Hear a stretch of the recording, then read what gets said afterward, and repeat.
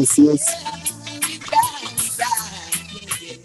I'd like to say Assalamu alaikum. I'd like to say Utep, say Jambo, say Shalom, say Barigani.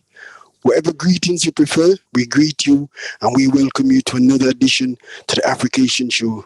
We say Grand Rising, we say good evening, good day, whatever time of day it is, from whichever part of the world that you're listening to us, we welcome you on board. We've got a fantastic show lined up for you, as per usual, each and every other week, right? It's called Application. I want you to tell a friend to tune in each and every other Saturday, right? From 7 till 10. And before I go any further, I'd like to hand over to my co-host, the beautiful and wonderful Sister LP. Hello, hello. Hi, Brother 45. Thank you all for joining us this evening. We have the Zoom and we also have a radio link as well. So we know that we are speaking to people quite far and wide this evening. So we just want to say thank you everyone for joining us. We are probably expecting more people to join us on the Zoom as well as we proceed, and conversation can take place on both mediums. So whilst we're here now, just to let you know that I am Sister LP. The main host is Brother 45. Big 45. Yes, you. And we have an amazing show this evening lined up. We have Sister Tashai joining us here on the Zoom. And today we are going to be talking about worldwide relief. When situations occur in our home countries, where are we? Do we have bodies who actually go out and do the cleanup work? Brother 45 shortly will be explaining what's happening in St. Vincent and the Grenadines with regards to the situation that has taken place there and the charity event that is due to take place in July. For now, though, for anybody who wishes to contact us online, the WhatsApp number is 07986 726 238. That's 07986 726 238. And for the people who are listening on the radio station, the studio number is 07312 124 586. That's 07312 124 586. And we appreciate all of your comments this evening as the conversation continues. So, Brother 45, how has your week been? My week's been fantastic, sister. Okay. Yeah. Okay. And all is well up there in sunny Yorkshire? You're down in London at the moment, aren't you? Yep. Currently, I'm in London. Yep. All right. What's it like down there then? It's been very miserable the past few days. It's been raining. Is it? Yeah, but you know, I carry the sunshine in my heart. All right. Well, my advice to most of our listeners basically is just buckle down and get on with it. Don't let this system bring you down, because we're living in an environment now where people are getting depressed and wanting to do harm to themselves, because the way they used to live is no more. Yeah. So therefore they can't adjust to a different way of living.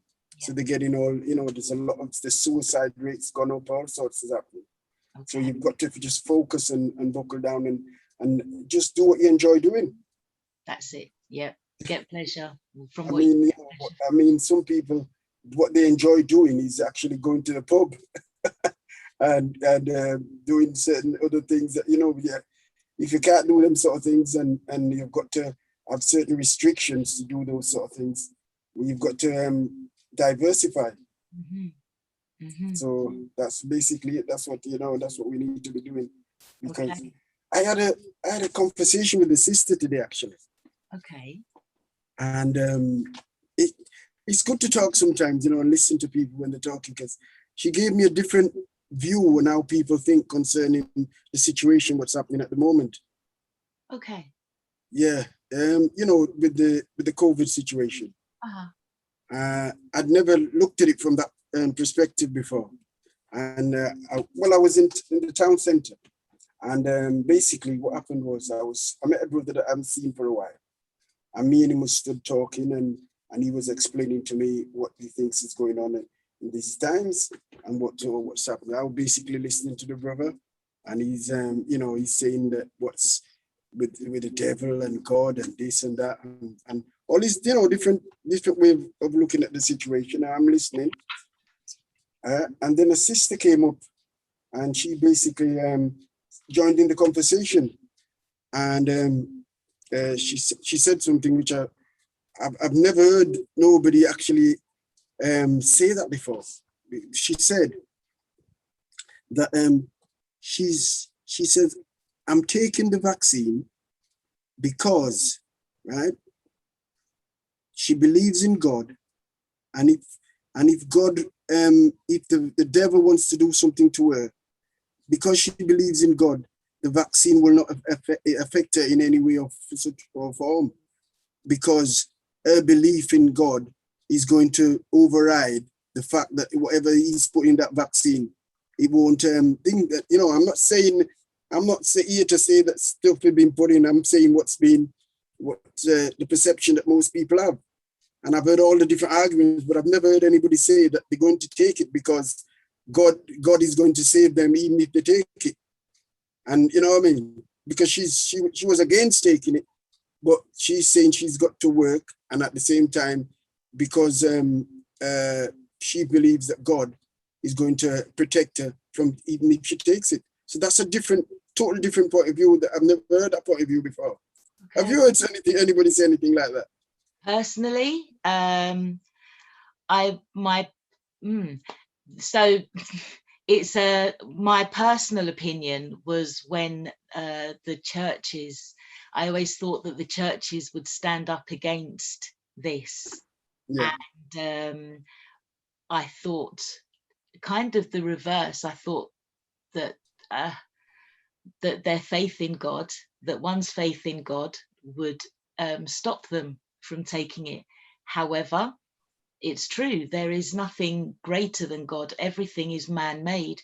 And so if God is the belief system that you follow, regardless of your religion, one would then assume then that there is nothing mightier and nothing can be created that could possibly disturb the imprint of God's being upon your DNA and your soul.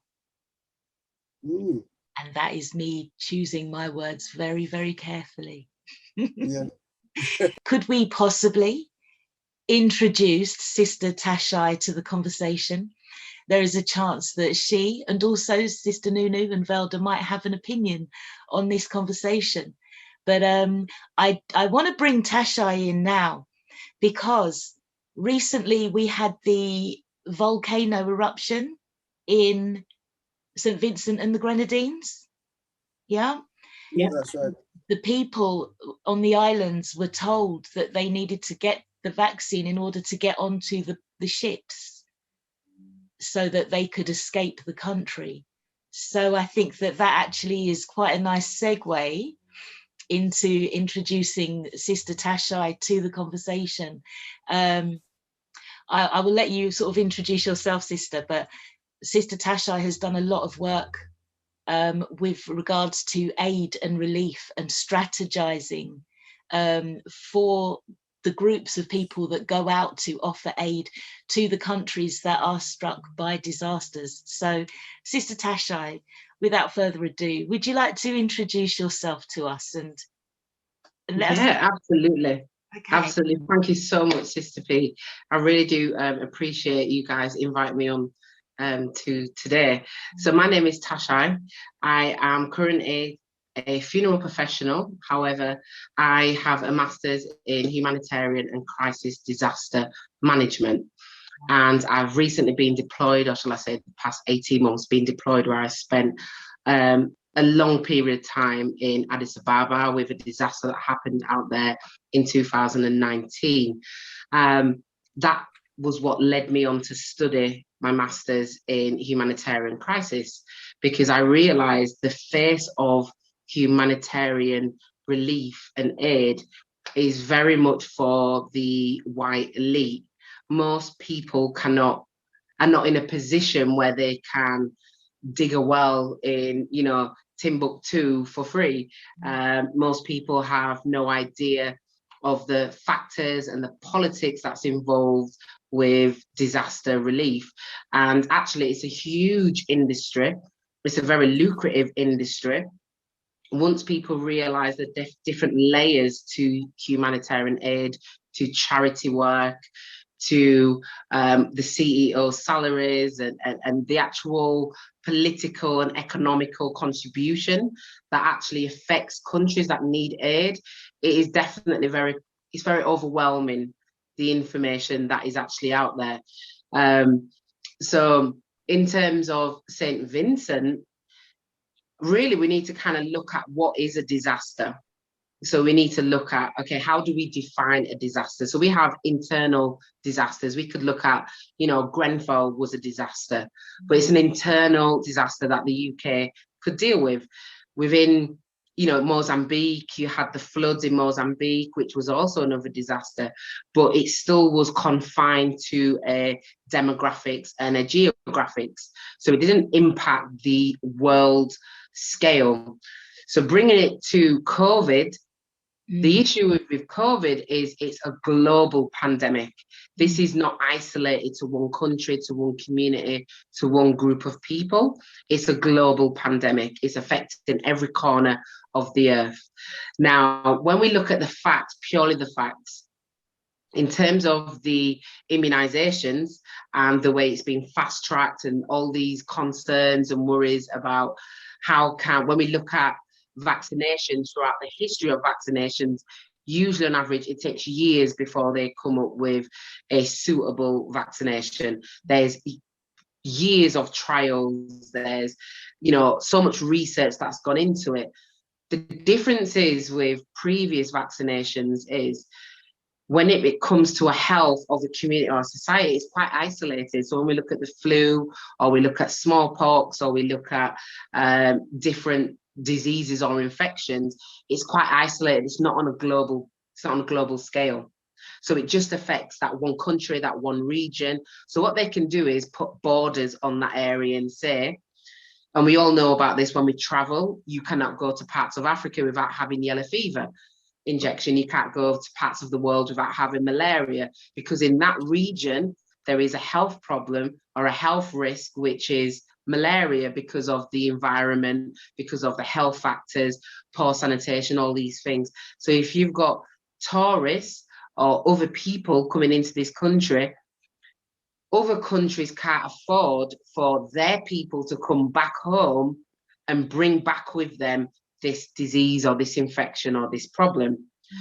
So the reason why the COVID vaccination, now all of a sudden we've got this so-called miracle vaccination, this cure, is because globally they have put all their resources together and they've been able to fast track the research and the background knowledge and all the testings on one scale, right, on a larger scale. So with vaccination research, it's all to do with economics, it's all to do with finances.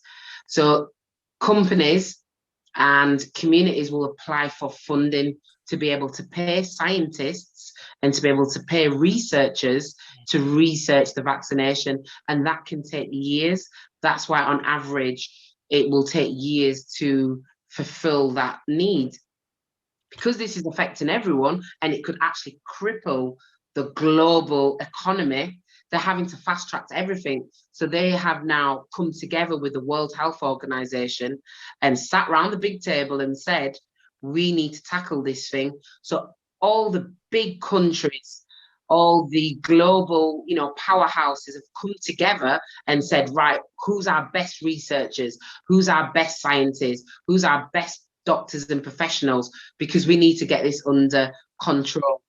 And that's usually the standard and the attitude when it comes to any kind of disaster or crisis. It's not about how many people have died or the infrastructure that's been damaged. It's about how it affects the globe. It's about how it affects the international relationships with countries. So UK is very powerful because the United Kingdom is in bed with many different developed countries, so like United States, parts of Europe, and even parts of Africa. They're all in alliance together.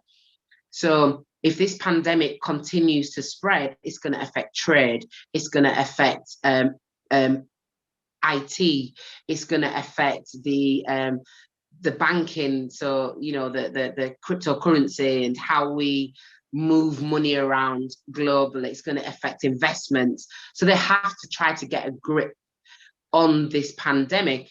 Now, there's two schools of thought, because when we look at history and we look at what's happened to a group of people when it comes to vaccinations, we have been used as guinea pigs. When we look at, you know, syphilis in parts of America, when we look at, you know, even parts of Africa, when they've tested in trials, typhoid and certain immunizations, we've been used as the guinea pigs because our lives are not valued the same way as others have. But that's because of the economical and political agenda globally and the lack of resources and power that we have internally in our countries, in our homelands. Yeah. So when we look at the vaccination, it really is, you're either for it or you're against it. Or for me, I'm somewhere in the middle, because I deal with the science of a lot of things. I understand how communities and countries work, but then I also have my own cultural and personal beliefs. And my attitude is, I don't really take vaccinations full stop. I only take them unless I need to travel or it's for work. So because of the nature of my work in the mortuary, I have to protect myself, and I have to put that trust in these people that are invisible to me, and trust that what they're saying is in this vaccination is going to give me the armor that I need to be in that environment. However, there is a lack of trust, and I completely understand why there's a lack of trust, but there is also a rational reasoning to why it has been fast-tracked, because this is affecting the globe. We're talking economies around the world, and if especially the leading countries, if they crumble, then everyone else, we're underneath them. Everywhere else, we're going to feel the pressures of that. So they have to get to grips to this. And with any infection, it will keep reoccurring if the majority is not immunized or the majority is not part of, you know, it's like that the herd mentality. If the herd isn't protected, then this infection is going to keep reoccurring.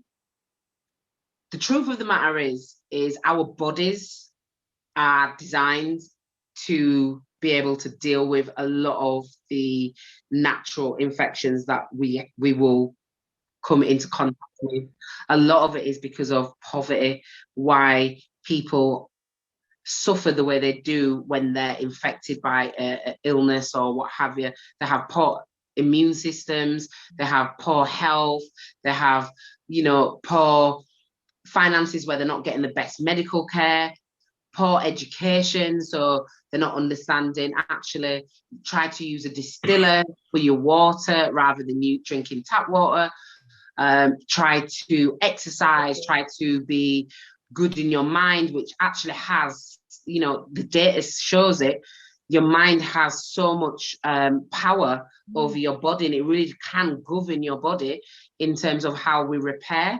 But at the same time, because of poor life choices and lifestyles, our bodies are a lot weaker than they was. So when we look at historically in the Victorian days in the United Kingdom, you know, there was so much diseases around. People did not live for as long as they are living now. People would die at a younger rate. That's why childbirth was quite young. You know, we had children quite young because our life expectancy was a lot younger because of all the diseases that were about. But a lot of that was based on poor hygiene. Yes. You know, when we look at how, you remember the old Victorian women used to wear the big massive skirts, the big massive dresses with the corsets. A lot of the times when we look at history, come back. Okay, all right, we seem to have lost Sister Tashai. That reminds me of a song, sis. am I here? Baby, come back. I'm back. Okay. All right. Okay. The corsets. Sorry. We were at the corsets. Yeah, so when we look at history, and we look at Britain's history, the dresses and our customs that people had back then. Yes. They would wear these big dresses, and they was just using the floor as their toilet. This was unsanitary. Yes, and behind curtains, weren't they? Yeah. So can you imagine the bacteria and the dirt that people was involved in?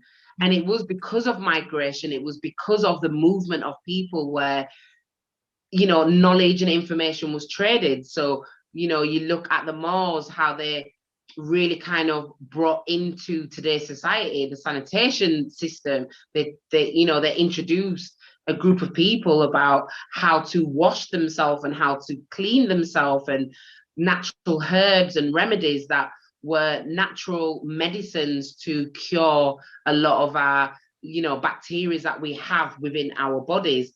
What's happened is we have become so immune to antibiotics, so we've become so immune to them, and we've become so reliant on medicine and drugs that we're not actually taking care of our bodies the way we can.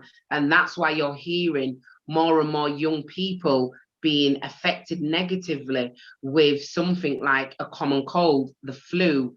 And if we want to look deeper, like the COVIDs of the world, if your immune system is good and you're relatively healthy and you're active and you live a good lifestyle, these infections, these diseases wouldn't affect us the way that they are. It's because of our lifestyle choices. And so now we are needing to rely on science. We're needing to rely on these medicines to be able to allow our bodies to fight back. So yeah, so there's two schools of thoughts here, but as much as there are so many conspiracy theories going on, some definitely food for thought, some are things that I've even considered, but the reality of it is when we look at medicine and when we look at how medicines are developed, and I say that with coming from a place of knowledge because my daughter's just qualified as a biomedicine scientist, so now she starts work at Manchester University in the labs, and she's specifically dealing with hematology, so the blood and how medicines and infections attack our bodies. And even the conversations that we have together, it's very much that there is a bias, and there are issues when it comes to groups of people. But on a whole, when we look at a disease, countries have to deal with that disease on a bigger scale, not on an individual bias scale, because it affects them. And whatever affects them means they're going to want to stop and eradicate what is affecting them. And if we benefit from that, then we benefit from it. If we don't, then obviously that is the agenda. So there's a lot of other factors involved. Okay, so you mentioned at the beginning of the conversation that you are a death practitioner. Yeah. Is it, I don't know whether this is a controversial question, but have you come into contact with many people who have passed away due to COVID directly? Have the numbers for you been in line with that which is reported? No. Yes and no. So one of my first jobs were, as soon as COVID happened, I was part of the crisis team that set up the temporary mortuaries, one in Birmingham, in London, that dealt with the eventuality that there was going to be thousands upon thousands of people that was going to die of this new infections that we didn't know about. So we prepared for, okay, we need space for disease. We need space to control this. We need to be able to create a safe environment to be able to dispose in a safe, respectful way of the disease. And what actually happened was we was actually waiting for this to happen. And it never actually did. It never actually did in the area that I was assigned to. I can only say obviously where I was assigned to. The numbers didn't match up to what was reported. There might be other factors. There might be, you know, when we look at religiously, a lot of Muslim people there's a quick turnover in terms of how they prepare and mourn their loved ones. That could have an impact of it. Maybe some people went straight from home, went straight to the crematoriums. I don't know, but it wasn't as, I'm still waiting for it. Put it that way, I'm still waiting to see what all this was for. And when you look at where these temporary mortuaries are, most of them have been closed down. They have been shut down. And it was because we went into a big hysteria about the pandemic. It was all of a sudden, it was in China, and then it was on our doorstep. Yeah. And it became real, and people panicked. I think the government panicked, and they went into this fixation on everyone's going to die. And there was very little information that was given at that point about the infection, about this illness, about about COVID. So and I know in the mortuary my work had completely stopped. It was very much, we can't prepare deceased at the moment until we know more about the infection. And my argument was, every single day when I'm in the mortuary, I don't know if someone's got HIV. I don't know if they've got TB, because this is private information that unless the family disclose that, or the hospital or the GP is going to disclose that to me, then I don't know, because this is your private data, because of GDPR. Yes. This is private information. They don't necessarily always share it.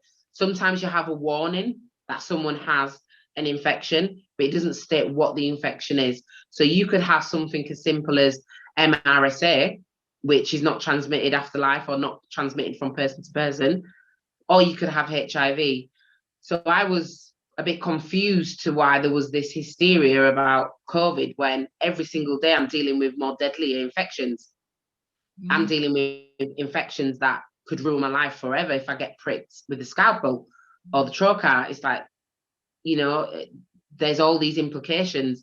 And then I was having families that were begging me, Tasha, I need my mum to be prepared. No other funeral directors will take care of her. They will not do this. So I was very mindful and very careful on how I approached that situation. And it was very much done in a sensitive way, but in a way where there needed to be a balance. And I didn't want to get caught up in the hysteria myself. I needed to deal with everything with facts. And if you've got nurses and you've got doctors that are treating living patients who are breathing, yes. So this infection is in your lungs and you're breathing out, and you've got a nurse there, why would that prevent me from doing my job when the person is no longer breathing? Okay. So there isn't that transmission as easily as it would be if you was alive. So if I have a good work practice and a good conduct in what I do, and I'm fully protected and I've got all my PPE, there should be really no reason to be that concerned. And I do feel a lot of it was to control what was happening until they understood what was going on.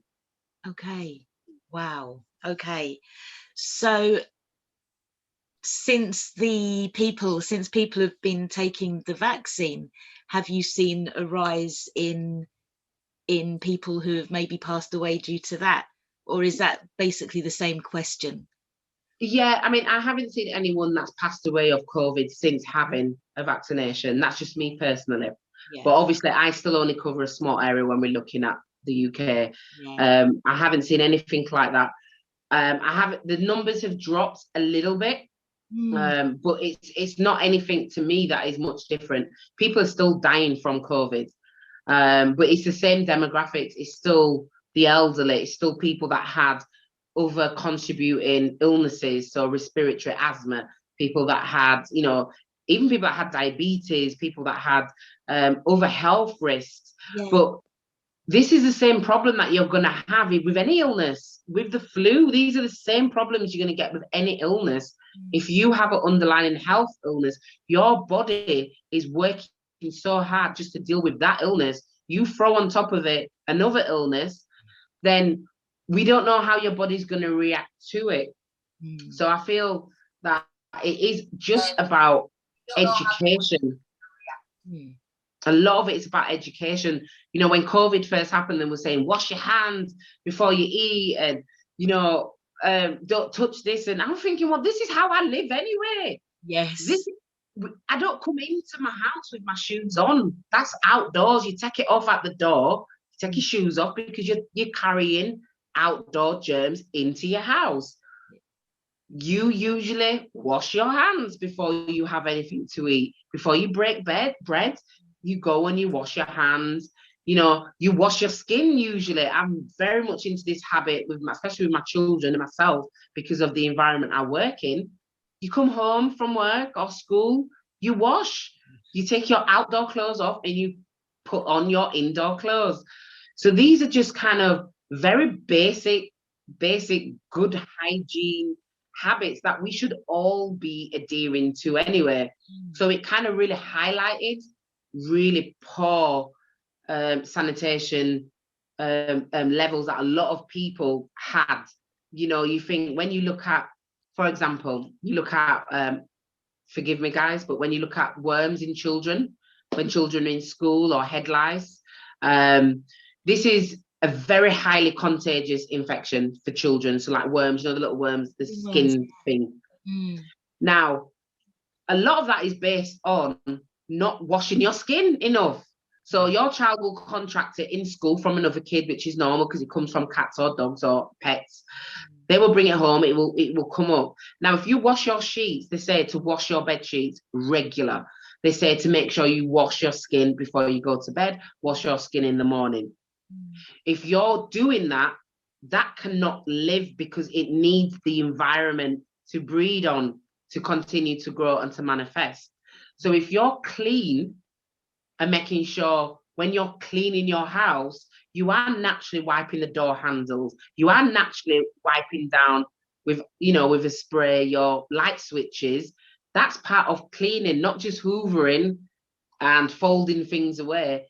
That's a clean. So these are very basic, very, very basic life skills in my opinion. So it kind of highlighted as a country, as a society, that there was a lot of people that kind of had poor basic hygiene, and it comes back to the old school Victorian times. You know? Yeah. Okay, that's really interesting, because often when we do get these sicknesses, we rush to the doctor for a cure. And I'm a big believer in talking.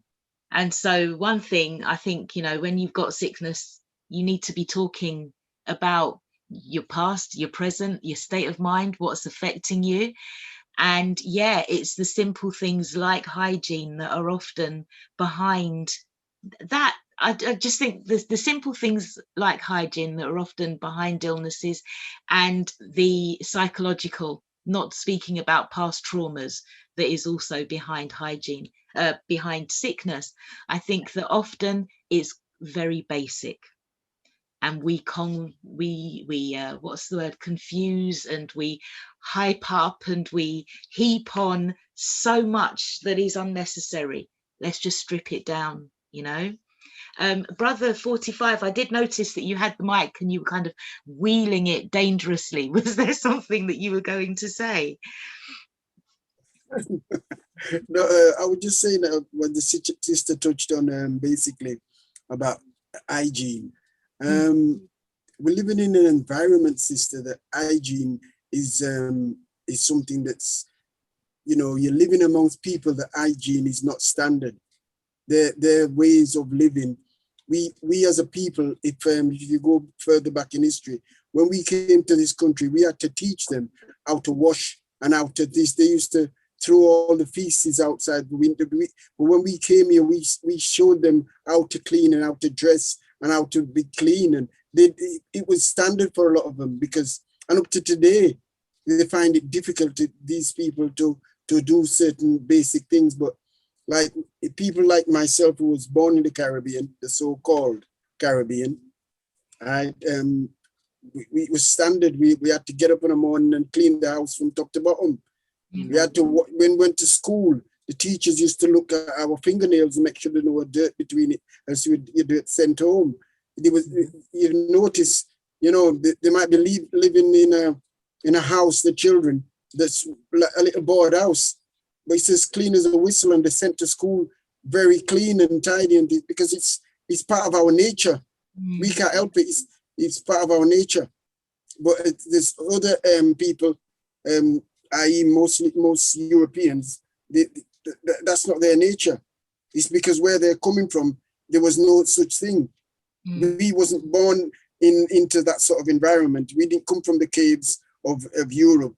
We never lived there, you know. So when you lived in the caves of Europe for nearly 2,000 years and doing certain things for a long time, it becomes embedded in you. That's why they've got this affection for dogs. Did you know that the dogs was the ones that befriended them when they lived in the caves, sister? The dogs is the ones that befriended them in the caves. That's why they've got such an affection for dogs. Well, when I say dogs, I'm not talking about these little dogs you see nowadays. These dogs were massive. You know, they've lost a lot of size. These were, you know, they used to fight off the animals that came to harm them. The dogs became their friends. So today they have this affection for dogs. They have dogs in the sitting room. They have dogs in the bed. And this is standard. It's not. If you tell somebody that it's not right to be sleeping with your dog, they think something's wrong with you. But that's standard living. And it's same with hygiene. And I've noticed as well that we have more and more African and African Caribbean people having dogs in their homes now as well. Seems to be on the rise. Yeah, it does. I think that's just where we've adopted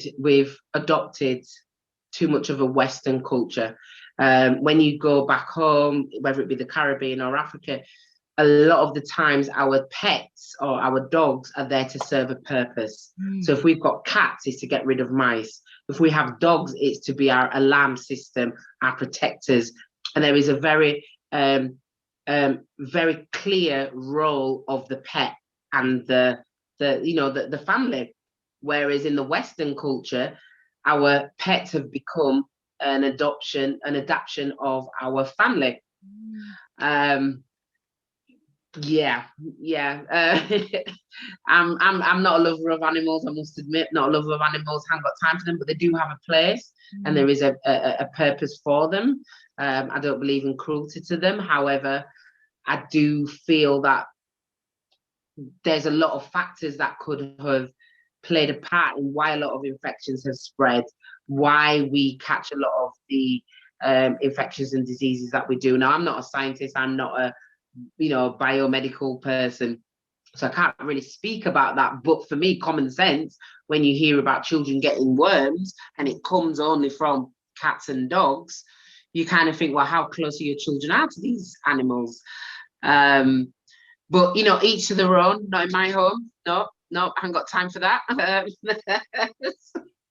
Definitely not. Okay, would you be able to tell us about some of the countries that you've actually visited with regards to the work that you've done, and how often do you come across African Caribbean people who are doing the work that you do? Yeah, well, there isn't many. So I was in Ethiopia for almost 12 months on and off. So I was there for a few months, I'd come back and go back and forth. I supported the Grenfell in the UK. And obviously I'd done bits from a distance in terms of my first introduction to humanitarian aid was the tsunami and them sort of events. So I don't have a huge CV or portfolio in terms of my physical deployment, but what's happened is with my master's, it's backed up the theory with what I have seen when I've been on the field, when I've been on the ground. isn't many people from African Caribbean heritage that I ever see in the humanitarian sector. And when they are, they tend to be a lot of the ground workers from the country that we're in, which would make sense. I mean, when I was in Ethiopia, the director was a South African male who I'm still really good friends with now. And that was, to me, was what made that experience even more life-changing, because there I saw a Black man who was at the highest of his field that actually chose his team, that was negotiating with the politicians and the governmental officials. And he's really, really influential in his work in South Africa and what he does globally with disasters and crisis. And I'm quite blessed to say that we've built a friendship over, you know, since that deployment. But he's an exception. I don't really see much. It's hard for me to really comment in an informative way, because obviously I'm just still talking quite narrow-minded from my own personal experiences. But when we look at the history of humanitarian aid, it was very much the white man as the savior, you know, or the white woman, I'm rich, got no else to do, kids are kind of grown up. Right, well, I want to go backpacking and I'm going to go to Mozambique and build a well. I want to build a school. Let's help these poor starving people. When we look at how charities were founded, although I genuinely believe there are some really good intentions, I think it's lost in the translation of trying to help people by trying to help yourself more.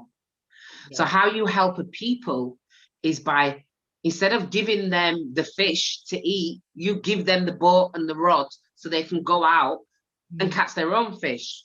Whereas sometimes with a lot of the relief work that's done, and Haiti is seeing the devastation of the wrong relief work, is when you're just handing out stuff, when you're collecting people's money and you're just giving them the things that they need. That's not how you build resilience for futures and generations to come. It's about equipping them with the right resources, the right tools, giving them the right space and the right environment so they can develop their people to become resilient. You need to give them the tools and the strategies so they can create their own contingency plans. We need to create an environment where every country, especially in our countries, on the ground, there are organizations and charities that are able to deal with the disasters, so that when you've got the likes of Red Cross, UNICEF, you know, Salvation Army coming in, they're the ones that are doing the groundwork, the organizations in them countries that know the people, know how the land works, know how it functions, and knows what's best for its people, rather than all hail these big charities that come in and kind of take over. Because what happens is there's no sustainability. So as soon as they leave, it's please don't leave, we need you, we need you. Okay. And that's a lot of the problems. We need to build that independence within our own countries. We need to make sure we've got these contingency plans and that we are building good international relationships ready for disasters. This is really interesting, because I know that when I was younger, it was all about Red Cross, Live Aid. The images that I saw on screen were not too complimentary. Certainly had me not feeling like I was an African or in any way related to the people that I was seeing on screen. And I think that those images that we were fed, it's all very much about imagery, isn't it? And the images that we were fed, certainly in the 80s and 90s, were actually quite damaging for us, and have had such a far-reaching effect on us as well, that I think that it was just kind of a given that it would be the role of the Red Cross or UNICEF. I think I was first sort of drawn to actually what's going on out there when what happened, the situation with Haiti and the Clintons, and you know, the stuff that I heard was going on with the children and stuff. I would say that I am a conspiracy theorist, because I've been kind of watching a lot of stuff since prior to 9/11 that has kind of opened my eyes in those areas. But you know, the whole aid thing, it never actually struck me until we had a conversation about the lack of work that we're actually doing when disaster does strike. So we've had the situation that's happened in the Grenadines and St. Vincent, and we don't have teams of people, and I'm just wondering how hard it would be to create disaster teams. I know that we've just spoken about the fact that there is so much going on in the world, and we are all under pressure wherever we are, and we don't all have the ability to get up and say, right, we're going to build a well over there, or we're just going to sort of rush over there and give aid. But I do know that when the tsunami happened, there were a lot of people who did get up and go, and they weren't necessarily native to the country, maybe because they had an affinity with it, or with certain activities that went on over there, or because of the economic situations. I don't know.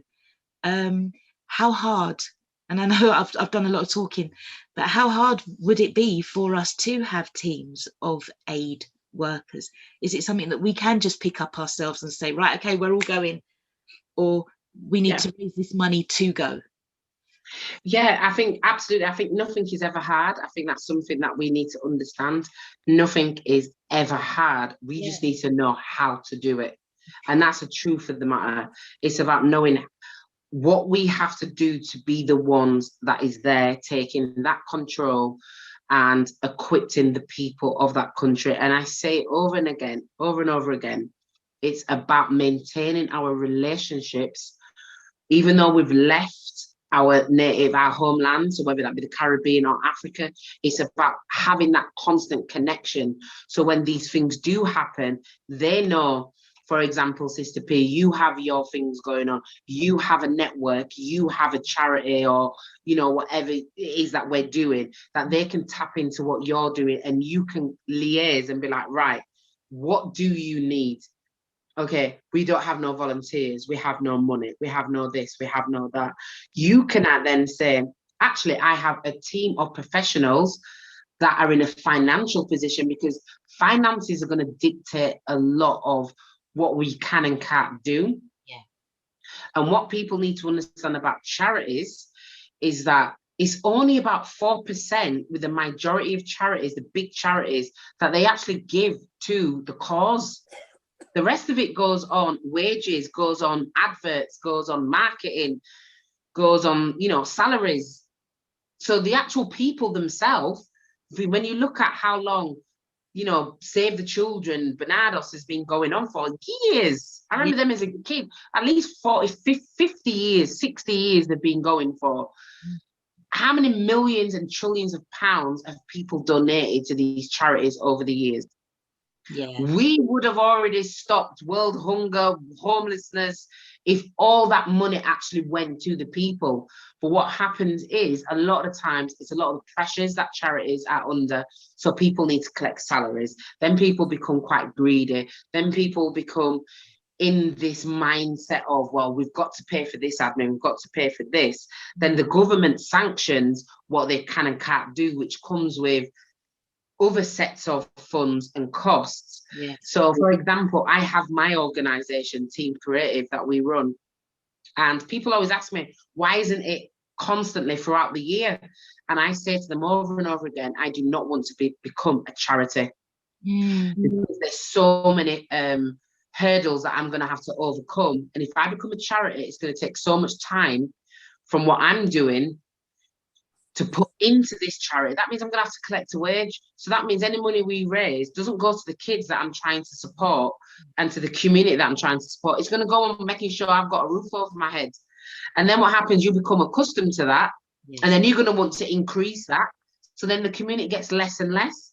So as a people, it's about supporting the grassroots organizations and developing that in our countries. So making sure you've got a sister company, for example, from where you're from, whether it be St. Vincent, St. Kitts, Jamaica, we have these relationships where we're setting up a direct connection back home. So when there is a disaster, we've got our policies and procedures in place. You have your teams of people that you can say, right, we're going. You've already got money in your bank, and then you can apply for funding from the government, or depending on who's in bed with that country, to say we're ready to assist, rather than in some way, some of the companies that are private consultancies that specialize in disaster management. And they're just insurance companies. That's basically what they are, insurance companies, because countries pay in to insurance companies for the event of a disaster.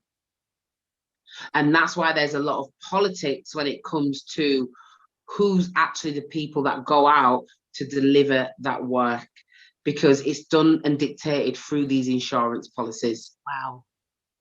Okay. So it's about economics and it's about politics. Okay. So basically, sorry, sister. Oh. Basically, what you're saying, sister, is that most of these organizations that set up, they're not really set up to help the people. They're set up as a business to help themselves. That's basically. Well, kind of. I mean, I'm not really saying that. So I'm not really saying that. What I'm saying is, with all good intentions, I think genuinely people set out with good intentions, but it's easy to get lost along the way when there are money involved. And we see that within our own community. We see the local youth guy that set up the youth club and he was helping people, and then he got a whole heap of funding money, and then all of a sudden he's driving a big car. Do you know what I mean? We kind of see how these things can kind of mold and redirect our intentions down the wrong way. And I'm not saying that these charities don't do amazing work. They genuinely do. However, as a people, and I'm coming from not an individual, I'm coming from a place of being a collective, we have to take more ownership of how we help our people in a time of crisis. We need to, because what we don't understand is when we have a disaster, it's not just the disaster that affects the people. So even now in St. Vincent, you're going to have thousands or hundreds of people that are now displaced, homeless, are poor, have lost absolutely everything. Then what comes with poverty is crime, no matter who we are. No one is that disciplined, no matter what our beliefs are, no matter how godly we are, there is going to be crime and frustration that comes with poverty. Now, we need to look at the most vulnerable people in these communities, which are children, the elderly, and people who are disabled or sick. So then people who are frustrated, that are able-bodied, because of the trauma that they have seen, unfortunately, bad things can happen when there's a disaster occur. So it's not just about the infrastructure of this community, it's about the psychology that's going to happen now to these people that have lost everything. So it's about dealing with, when we look at a disaster and look at charities, for example, when they go in with, you know, fishing rods and the fish and giving the plasters and the bandages and the build a well, but they're not looking at the long-term disaster because they can't, the finances are not there to look at the long-term implications of this disaster. And I think we don't have enough time to talk about it, but when we look at Haiti, for example, when we look at the earthquake in Haiti, it's a prime example. They don't know when they're going to recover from that incident. And they're going to be in so much trouble if another incident like that happens again, another natural disaster, because it could possibly wipe that entire island out if we're not looking at long-term solutions. So I hear what you're saying, brother. I feel like there are individuals that abuse their positions within charities and within the spaces and the power that they have. For me, it's about, we need more Black charities, putting it quite frankly. where it's governed by our people, we understand our people, and people that are genuinely passionate about helping their people. So it's done on a, I'm not here to get rich. I'm not here to get a salary. No one gets paid above this. But guess what? This is what we do, and this is what we distribute, because we're looking at generations to come. It's about educating our people so that they understand about building and restoring that connection back home, Caribbean, Africa, wherever we consider our home or our people are. This is what we need to be doing so that when disasters do happen, we're in a better place to be able to trade and to be able to negotiate with bigger countries. Yeah, sister, can I just ask you something as well, please? Don't you think some of these, how can I put it? I want to put it diplomatically, because some of these so-called people that's trying to help the Caribbeans, like Haiti and so forth, do you think they've got another agenda, a lot of them? Because Haiti is quite a rich country, you know, with minerals. It's got a lot of wealth in Haiti, but that wealth is being used and sucked out of it, and somebody else is benefiting from that. So they go in under the disguise of helping and aid and so forth, and everybody's saying, can I help, and I'll do this. And some people genuinely go there to help, not realizing that the big companies that get in there, they're just there for their own, you know, such as like Africa, majority of the countries in Africa is quite wealthy. You know, the Congo is one of the wealthiest places on earth as far as minerals is concerned. And they perpetrate wars there and have the people fighting just amongst themselves, while there's so much stuff coming out of that country in terms of wealth and diamonds, and you know what I mean? So all this help that they're supposed to be giving us it's not really for our benefit. It's because of the world corruption, I have to say. Most of the world is corrupt, and there is some genuine people, but they don't understand what's underneath what's all that's going on. Absolutely, I couldn't agree with you more. I definitely do think you've hit the nail on the head, and I think there is a lot of truth in what you've said, and that is the truth and the reality of, you know, the times that we're living in. And throughout history, this has always happened. You know, Africa especially, it produces the world's resources, from minerals, from oil, from gold, from everything, from even IT engineering. However, it's been raped, it's been abused, it has been absolutely annihilated by corporations, by, you know, bigger, you know, developed countries that's abused that. And then internally within our own countries, we don't necessarily have the right politicians and the right governmental officials that are there advocating for the people. They advocate for themselves. Yeah. And that's the danger, and that's the reason why I personally believe why we're still in this situation economically, is because even internally our own people are not, they don't have our best interest at heart. But when we look at especially places like Haiti, Haiti's history is so rich and so powerful. You know, I remember sitting down with my son, and I think he was about 9 at the time, 9 and 10, and me and his dad sat down and we taught him about the Haitian Revolution and about Toussaint Louverture, and we taught him and we made him understand about the resilience of these people. But it was also important, we told him about why it's such a poor country, because they had to pay back France. Mm-hmm. Because, and I remember him saying to me, but Mum, it doesn't make sense. How can these people try to invade this land, enslave the people, take everything from the people, then they fight back and say we're not having it, and then they say to them, you need to pay us millions of pounds, because if not, we're going to come back and we're going to wipe you all out. So then Haiti obviously says we're going to pay you back, and then Haiti only gets out of the debt in 1947. This is from the 1800s. They've been paying this debt off to France up until 1947. This was just the other day. This was recently.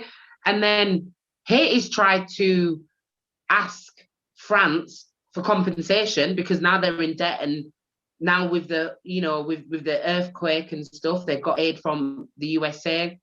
However, when Obama left and Trump came in, then he stopped that aid. And they're impoverished because of their decisions of freedom. This should be something that should be praised. This should be something that should be hailed. However, what it's done on the global and economical market is made other countries frightened of their independence, because they use Haiti as an example of what happens when you fight for your freedom and you disassociate yourself with these bigger corrupt countries. So then what happens is people are frightened to stand alone, but it's because there isn't, I personally feel, there isn't the unity that we need to have as a people. We are very resilient people. We bounce back. We are strong. We are gifted. We are highly favored and blessed. But we have picked up so much Western ways of living and being. And there's been so much trauma and the conditioning that's happened to our people that we're now starving to and trying our best to reinvent ourselves as a people, but we're so many generations behind that we're gonna, I don't know what, well, we gotta try, we just gotta keep trying. But it's, for me, sticking to the facts. When we look at building a strong community, there's 4 things as a basic in any strategy that you look at when there's a disaster or there's a major incident. And it's 1, infrastructure, your buildings, your hospitals, your railroads. You know, how are you going to get from one end of the village to the other side of the village or the country or whatever? Then you've got education. You have to have highly skilled, educated people. So that means we need colleges, we need universities, we need our own education systems to make sure we've got skilled individuals. Then we need to look at healthcare. Are the people going to survive and be healthy enough to live long lives and procreate healthy children with a healthy mindset, with less trauma, so that they can reproduce and continue to build healthy, productive people? And then it's economics. We have to look at economics. Where are we on the scale when it comes to group economics? Have we got things that we can negotiate with? Do we have our own banks? Do we have our own currency? Do we have our own way of exchanging a trade and a skill for money? Do we have something we can sell and also keep for our people? And this is where we're kind of not looking at things on a simplistic way. And it's all written in the books. This is the worst thing about it. It's there in the books. Yeah. I want to, well, we've lost Sister Carlis. I think she's just popped off, but when she comes back, I'm really interested in hearing what she has to say, because she did have her hand up. It is, and until she comes back, those are the 4 fundamentals that we do need to be getting up and running. I'm not sure whether you're aware of Dr. Asha. We had her on the show, I think at the beginning of the year, and I'm sort of always coming from the perspective of we need to unite, we need to work together, we all need to, come together, what's stopping us? And she actually said that if we wait for that, then we'll be waiting forever. And it was the first time that I actually started thinking differently about the whole unity thing, because we can expend so much energy trying to get on the right page that in the meantime, those who maybe are already there could actually be doing something. Sister Carlis, it's all right, take your time. I know that you had your hand up and I'm really keen to hear what you have to say. So whenever you're ready. Oh, do you want to unmute yourself? Hi. I was interested in the discussion, and interested particularly because you were talking about the whole issue of how might we respond when they're natural disasters, and when they're natural disasters in countries that we come from. I'm Vincentian myself, and in terms of, so have been really actively engaged and interested in what's happened in St. Vincent.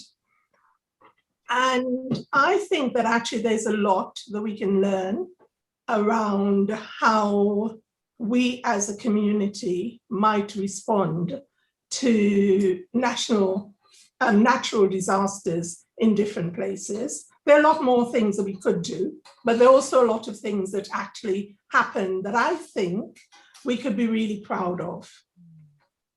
I think it is very true that there are the big organizations who are set up for emergency response.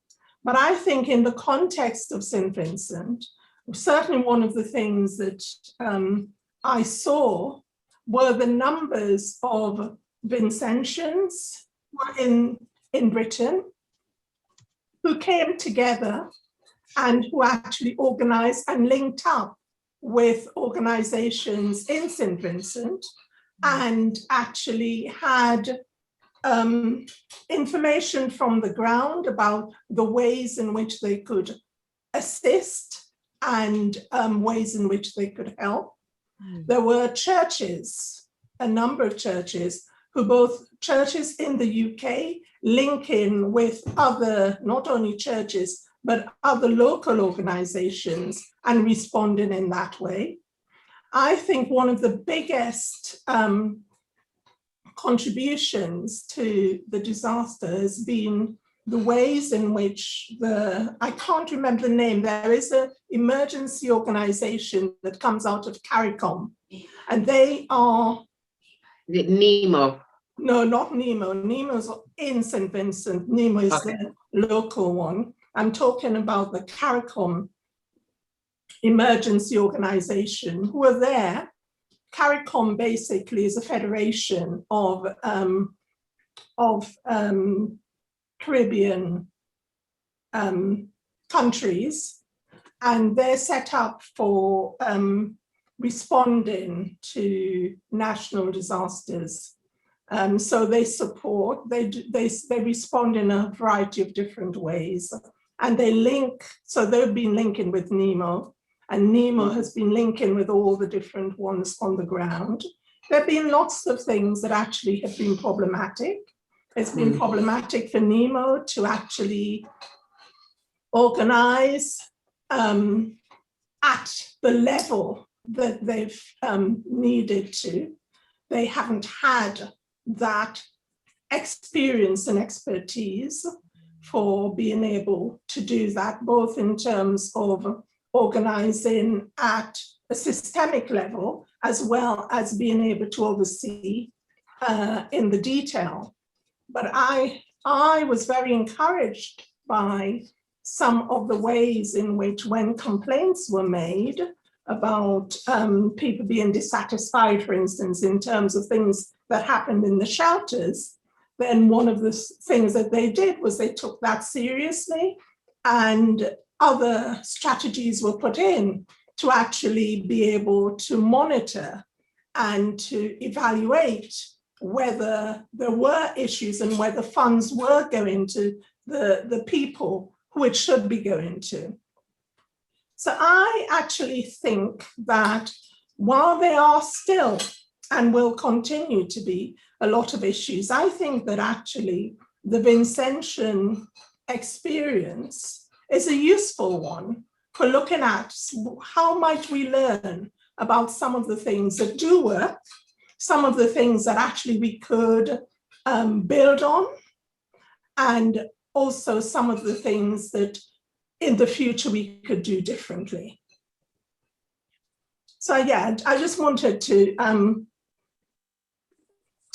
look, for us to think about not only what's not working, but what is working, and what are the things that are in place, and what can we build on? Because quite often when we are wanting to create change, it's actually easier to build on what's already working Yes. rather than to try and make something that's not working and trying to get that in place. So I didn't want this conversation to continue without looking at that aspect of it. And I think there's quite a lot that we can learn from the Vincentian situation.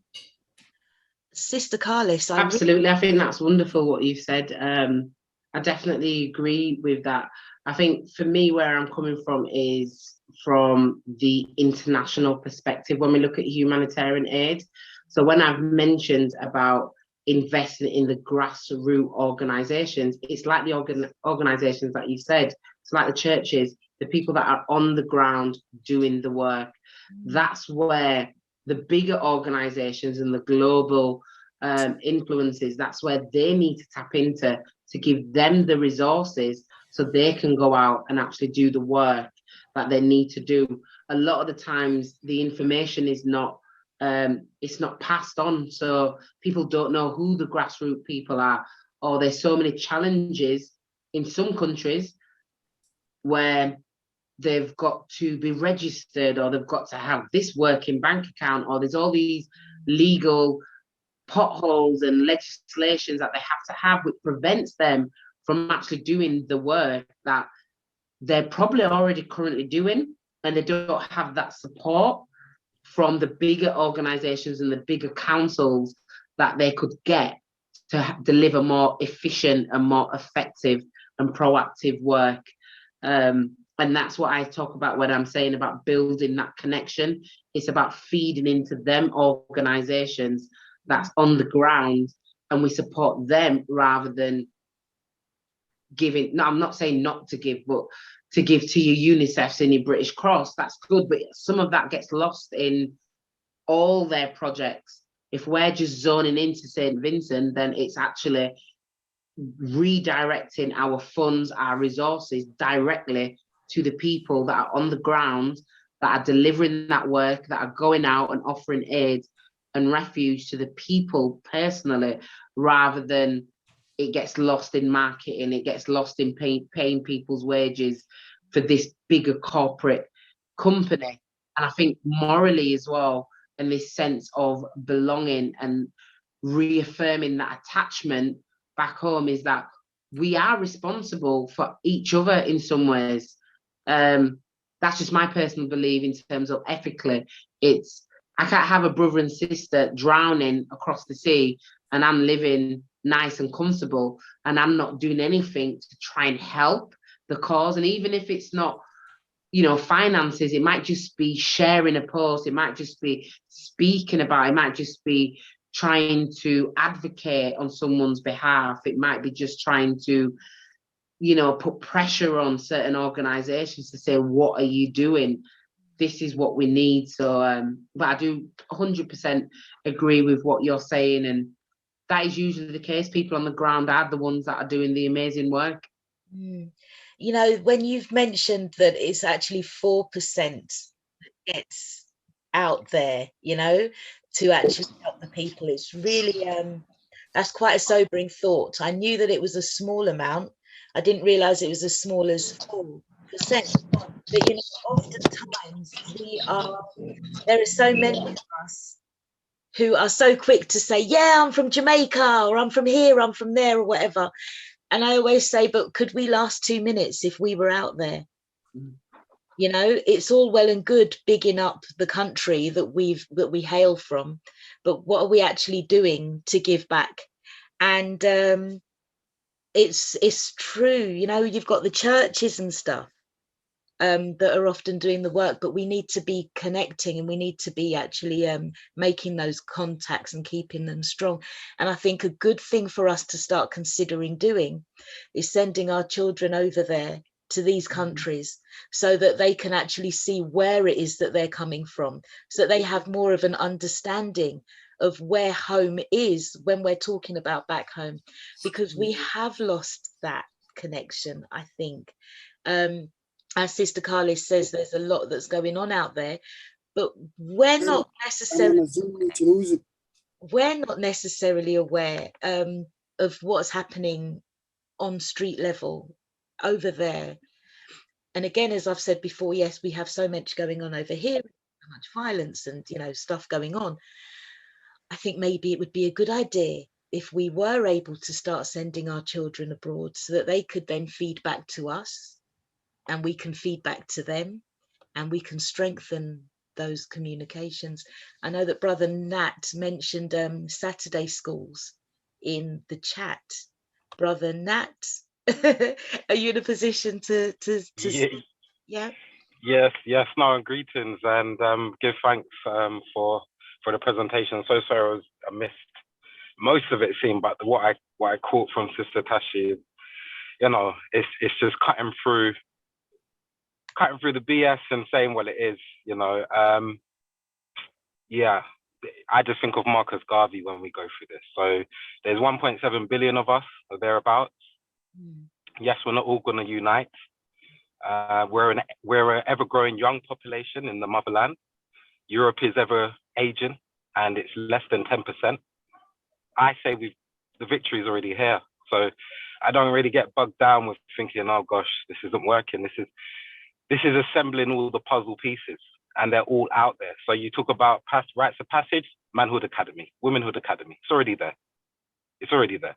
Okay. It's just about scaling it up. It's about endorsing and turning that energy away from the state, the government that have had a track record of killing us. And it's about relying on ourselves purely. Now, there will be, I always treat it like, as I said, the plantation. So there will be those in the plantation who want to be just like master. They want to be like oppressor. You know, that's fine. Let them get on with it. You know, they might even squeeze them as well, because at one point they're going to realize that they are not master. So they can't live like them forever. They might get a room next to master. I mean, they might get a nice suit like master, but they ain't going to be able to do it like master. And then you got the field slave who wants to get into the plantation or wants to reason with master, because they think master's got like their best interest at heart. Like master, like let me say master, oppressor has got their best interest at heart. Oppressor, aka the government, aka the local authority, aka the NHS, the police, the education system. All of it is geared up to see our failure. So you have the field slave who wants to say, no, they've got our best interest at heart. Let us coerce, let us be complicit, let's negotiate, let's be diplomatic, and that might squeeze it as well. Might give it a good squeeze, but you're still going to only get so far. And the energy that you exert, I mean, look at Diana Abbott. If we take a moment and look at her, just physically, we can see what it does, especially to our sisters, our empresses, our queens, who are always at the vanguard and always taking out their time. So there's that. And then there's a field slave who just doesn't want nothing to do. They don't vote. They don't want nothing to do with it, but they don't know where to go. They've got no alternative. They don't know that there's stuff out there. And then you have the runaways, which is dear to my heart. You know, the Harriet Tubmans, the Bookman Dutties, the Nanny of the Maroons, the Paul Bogles, those that have said, no, we are the ancestors of kidnapped people. We know this, we've not forgotten. So we know that there's a rich land over there. Until Africa's free, Africans aren't free. That's like just standard. So the runaways are building. So often when I'm in the NHS and I work there, and I'm now handing out the BAME lanyards, still using BAME, but I'm learning how to kind of meet them where they're at. So you just got to meet them where they're at. So I give them the lanyards. I pull it over their neck and they're like, oh, I've got something. It's something for me, because they're so starved with their 1% or lack of 1% increment. And then I say to them, I just ask them the question, what if I doubled your wages? What if I halved your responsibility? And oh, by the way, what if there'll be no overt, covert, structural, systemic racism? What would you say? Would you accept the job? Oh, yes, please. I say, okay, well, we're building the African NHS over here. Yeah, grab a brick if you want to and help. And then you get a bit of an adverse reaction, bit of combustion going on in the brain, because they couldn't quite comprehend that you can actually build something for yourself. It's like, no, we must hold master's hand. We have to. And so Harriet Tubman freed 1,000 slaves. She could have freed 1,000 more if only she knew that they were, if only they knew that they were enslaved. That's still going on. So we have to kind of let the liberation train come round in circles. Every time we open the doors and we let our sisters and brothers and any allies who actually get it and now understand that their European population is decreasing. And we say, come, you're welcome, come on board, help us, or at least be ready for when we've got these infrastructures and everything set up, or not. And, you know, go to that side, and I don't want to call it sides, but I see it as a side of good and evil, positive and negative, you know, and that goes beyond creed and color and so forth. So come to the liberation and help the human family. And the human family recognizes that the Africans are the most oppressed. By the way, the Africans given the most contributions to human civilization since its existence. So all human beings should be like, you know what, we just got to make Africa great, give it back to them, and let's just go that way. So when you think of charities, that's what I'm saying. We've been doing charities, the Rastafarian, the Nation of Islam, the Pan-Africans, the African spirituality. They've always been charitable. They always help Pan-Africanly. They've always done that. And we always will. We won't mind if Bain comes in or comes out or comes back in, or okey pokey, whatever they're doing for in the plantation. Keep doing that. But in the conscious community, we are about our business. We're not fooled. We are Garveyite, we are Nkrumahist, we are Thomas Sankaras. We are our ancestors, and we've done our research. We've looked at our history, and we said, right, Black Prince here, Blue Prince here. Do you know what I mean? I see it as fun because the vision's already painted. You know, when you read our scholars. And so when you read our scholars and you know what they've said, it's already been put there. So you just have to kind of get on with the work. We do a lot of talking, and it's great. And we need talking for therapy, but I'm looking at people's deeds, and I'm starting to learn not to be precious about the person behind it as well. I don't particularly like David Lammy. I do think he is that, you know, field slave who wants to be into the plantation and loves master, but or thinks master's got a good heart. That's fine, but I respect his game for what efforts he's trying to bring. Would want him to Sankofa, but I doubt it. But people like that have a part to play. It's a big puzzle. All the pieces are turned over, and we're just finding the corners. You know when you do a puzzle, the top and the side, the middle, you know, and then you just piece it together. It's fun. But because the victory is already here, they are in turmoil. They cut their nose to spite their face, aka Brexit. They have wars amongst themselves. The Nordic countries, the Scandinavians are warring themselves right now as we speak. My concern is this, and this is what drives me. A child of Africa is dying every minute. Forget about that, not forget, but the missing Black peoples in London or, you know, over here, okay. But African children have been taken since the inception of these Europeans ever coming to us. So if you're surprised now, I'm thinking, well, what about the 1.7 billion of us? Do you know what I mean? So I'm with Sister Tashi, I think internationally, as well as microly. So I start with self, to see how stable I am there, spiritually, mentally, physically, make sure my family's sorted, my community, local region, then my wider region, nationally, but I always link in with international. So I've got two sisters that want to send items over to the motherland in Gambia and Ghana. I contact my links now in Gambia and Ghana direct. And I say, listen, we've got stuff to send. Then we send it. They take pictures, send it back, bish, bash, bosh, done. I mean, it doesn't have to be difficult. What makes it difficult is when we have the belief that the oppressor actually has, look, they probably do have a heart, but it's a heart wrapped in stone. You know, if you think about Dr. Laila Afrika and how he explains the anthropology where Europeans came out of and what they had to deal with, I kind of feel sorry for them. So it's a thing where we need to take our rightful place as parents of humanity and then look after these delinquent children called Europeans. It's as simple as that. Time is of the essence. We've got so many good components. Sister Esther Stanford Afay is leading the legal fight for reparatory justice. She's conquered Islington, Lambeth, and now Bristol. Now we just need the community, which is the hardest part, to be in the right mind to decide what reparations looks like. Now that's going to be difficult because most of us we are always intoxicated. A colonial virus has gone out, not coronavirus, colonial virus. and it's been swimming in us for the longest time. To emancipate from that, learn history. There's a free course starting, Simon Education on Eventbrite. Sign up, give donations. It's online every Saturday. Do you know what I mean? And I don't think it will clash with this even. So there's so much tools. I can't stand when if and when people say, oh, we need to start. I wish that we could, something needs to be done. No, it's been done. Things are being done. They always have been done. It's just, if you're in the plantation home, you're not going to see what's going on in the field. And I yield there. But give thanks, Sister Tashi. Beautiful, beautiful presentation.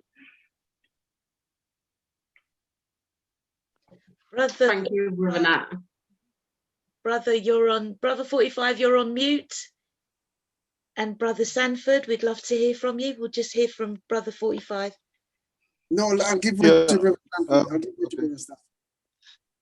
Sorry, do I come in or I'm Stanford? You come in. Yeah, okay, yeah. Sorry. Yeah, I'm Stanford Dai. I'm from the island of Montserrat. I was born in Montserrat, but I'm presently living in Africa. So I've seen two of the greatest. I mean, first of all, let me big up the speakers and all the things that have been said. I mean, I don't think I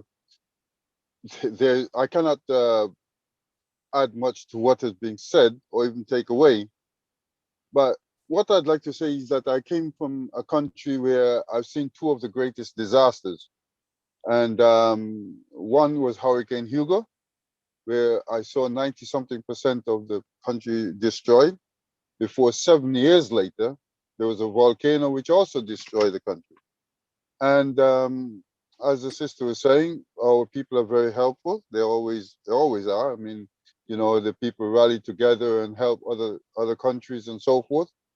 Even when Africa was fighting for its independence, there were many countries that sacrificed. They could have gone further, but they spent the time sacrificing. They didn't. They gave their, as one would say, the charity.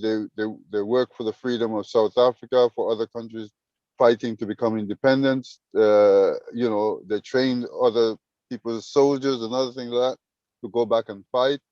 And they didn't ask for any money from those countries, right?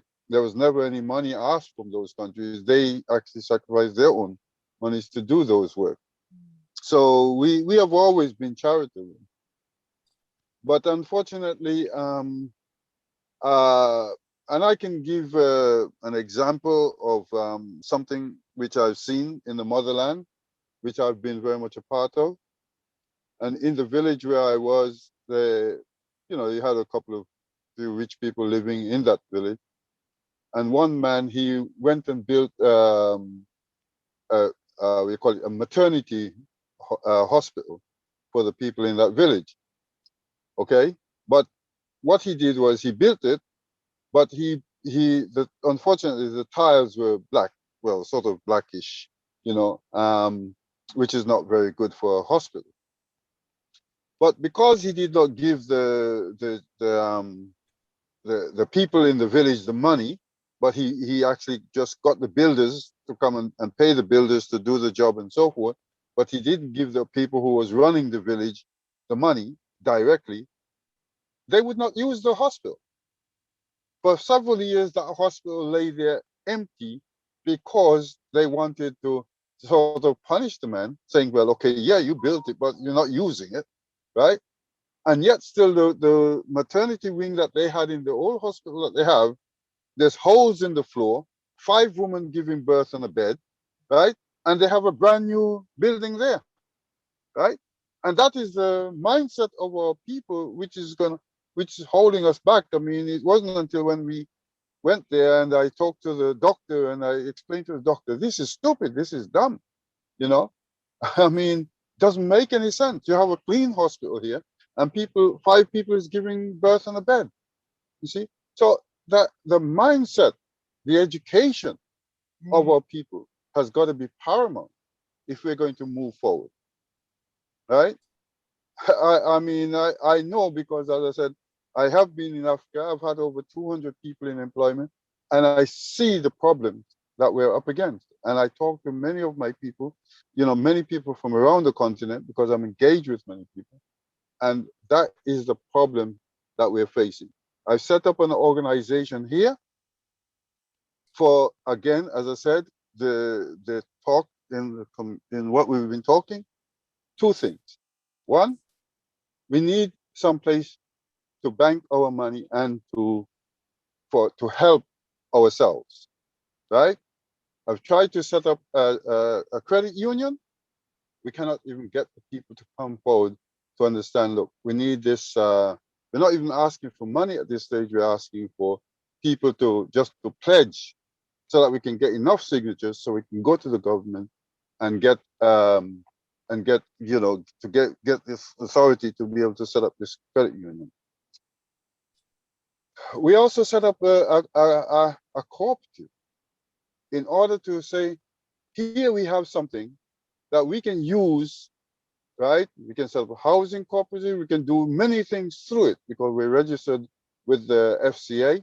So we can channel money through that cooperative to do other different things that we want to, as a financial development process. Will the people come forward to support?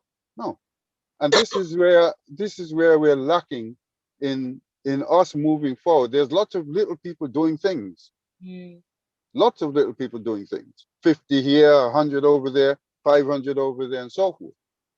But like what the cooperatives came and said to us, until we become a community, until we become large enough like the Indians, when they can raise 2,000, 5,000 people to petition for something, right?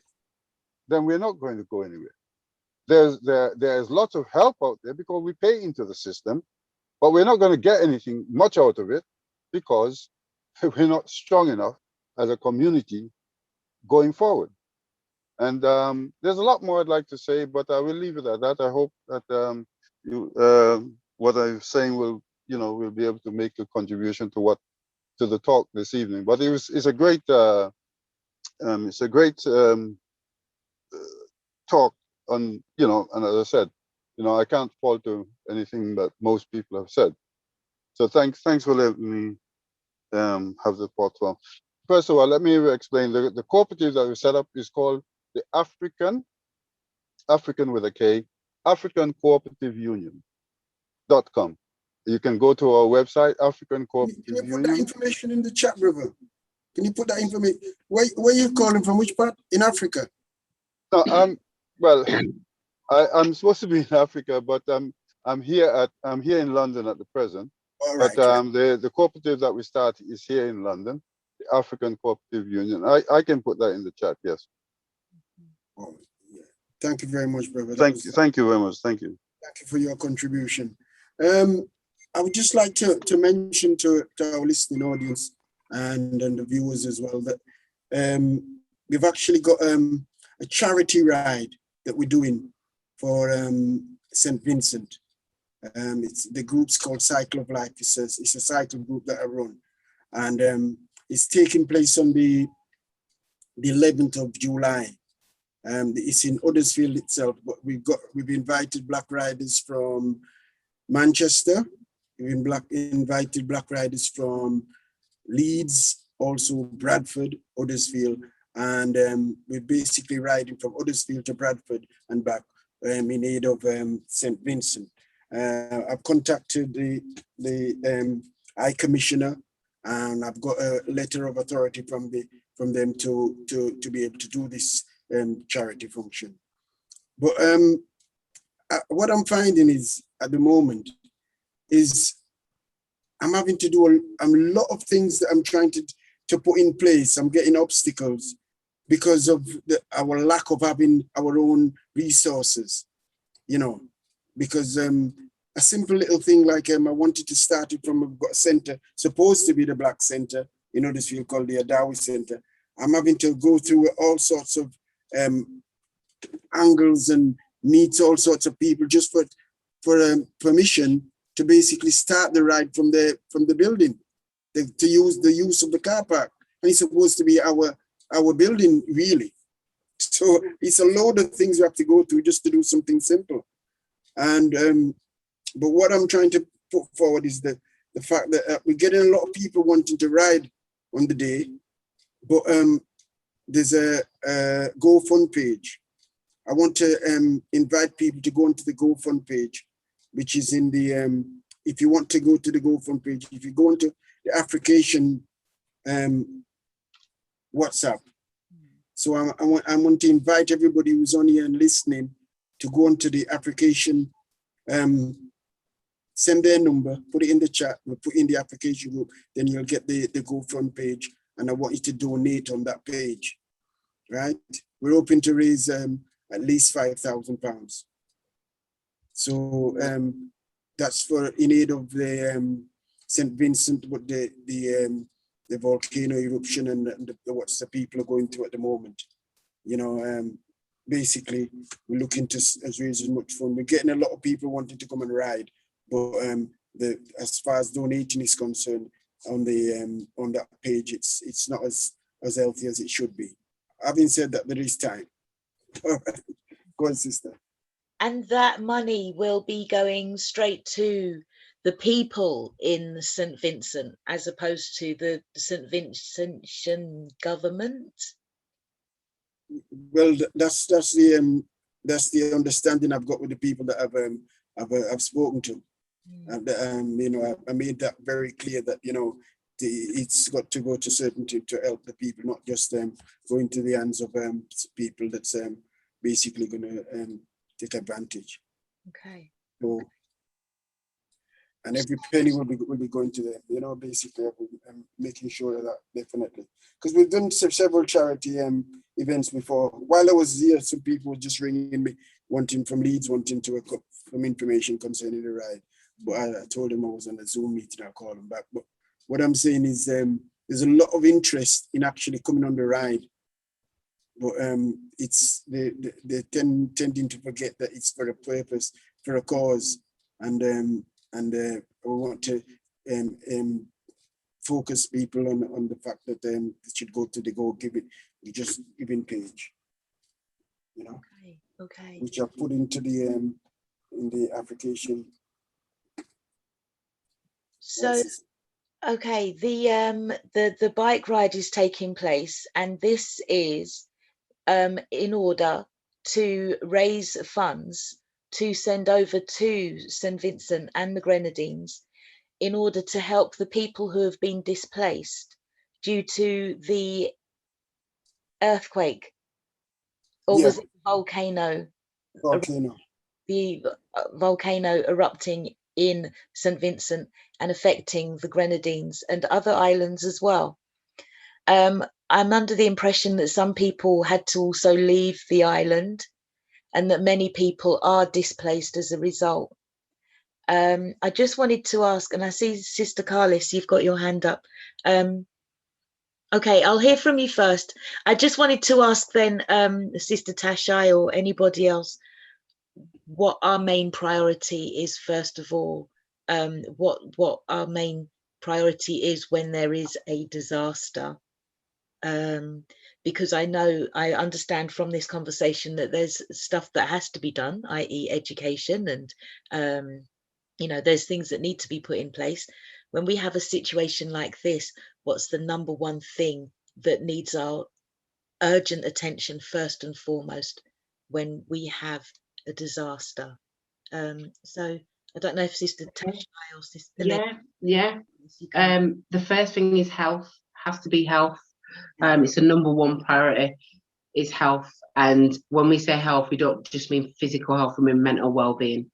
So it's about making sure people they've got the necessary health that they need, the healthcare that they need. It's also about housing. We need to look at shelter. We need to make sure that people have a safe environment, a safe space to stay in until we can look at long-term housing solution. So health and housing or accommodation are usually the first two things. If I go on a deployment and I'm doing disaster relief, it's the first two things we look at is health and accommodation. And you want to break up that accommodation with priority. So it's looking at the most vulnerable, so children, single parents, the elderly, people who are disabled. Unfortunately, men, Yeah. they come a little bit lower down because obviously survival, children need to have a space to live at. And then we want to look at the infrastructure. So it's about rebuilding the roads. Obviously, I know in St. Vincent, when it first happened, it was 90% or 80% of the actual island was covered in soot. So what that posed was a threat to a lot of the trucks that was coming in to offer the aid. They couldn't see where the roads were. They couldn't identify any of the markings. So you want to make sure that the infrastructure of that country is sound, that is okay. You have all the ways of navigating around the island. And then long term, we're looking at education, we're looking at economy. So how are we going to rebuild the country? How are we going to rebuild people's businesses? How are we going to rebuild the homes? How are we going to generate tourism back there again? How are we going to generate trading? But initially, health, accommodation, and then the infrastructure that we really need to look at. Right. Okay.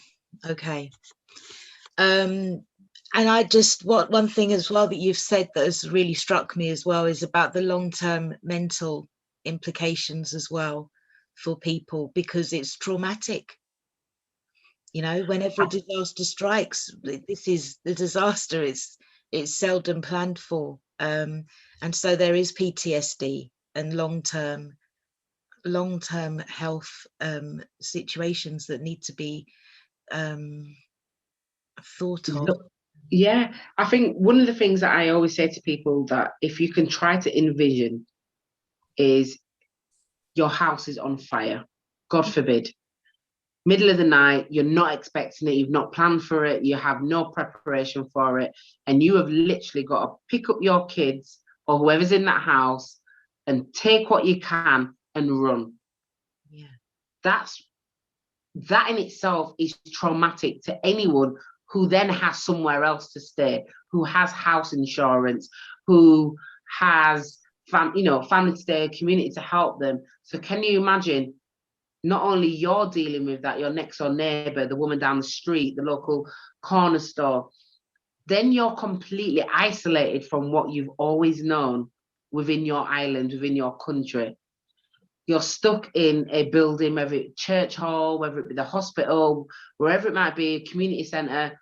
You're stuck there with lots of people that you don't really know, and you're sleeping, and you have no idea what tomorrow is going to bring.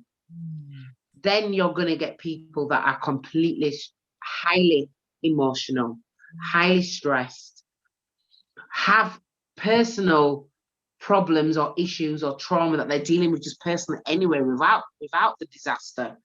You mix all that into it, then the desire of needing to feel important, accepted, be a part of a community. Then you have children that are lost, then you're going to have people that are injured. There's so much complexity when we're looking at a disaster. That's when you get the abuse. That's when you get a lot of the neglect. That's when you get a lot of the psychological trauma. If there's no hope for tomorrow, if there's no plan for tomorrow, there's no contingency plans, it's really hard to kind of govern and mentor a people to deal with these crises. So that's where a lot of the aid, and that's why aid doesn't just stop tomorrow. It doesn't just stop just because this volcano stops now. It's like, oh, I don't need to give any money. It's the long-term effects that it does. It's about getting into place the psychologists, the community workers, the youth workers, getting involved with the nurses that can actually offer support long-term, even when people have been rehomed. Because when you're rehomed, you're now thinking, is this going to happen again? So you're still walking on eggshells. You're still kind of thinking, oh my gosh, am I safe? How do you then help a person, a family, and a community move on from that? So I talk about preparedness, it's called, where, okay, we can't change what's going to happen. You could have another volcano eruption. You've had 5 since 1718. It could happen in the next 20 years. How do we deal with that? So it's about making sure people are equipped with a contingency plan. In the eventuality of that does happen, what are we going to do? They have a safety plan. They know where the safest building to go to. They know what room to go to in the house. They know how to keep their private and personal documents together. Because a lot of the times, what is a problem is that once this happens, no one's got ID. No one's got bank account details because it's all in the house. So one of the basic things, and these are things that we should be implementing in our everyday life, is a safety plan. And I'm a big advocate of this. In the eventuality of any disaster, any crisis, even just in your own home, do you have all your private important documents in one place, a place that is accessible to you? Do your children know where to get them from? Are they in a place that you can get to if something was to happen? Does your children or yourself or whoever's in your home know what room to jump out of if there was a fire, if there was a flood, if somebody was to break into your home?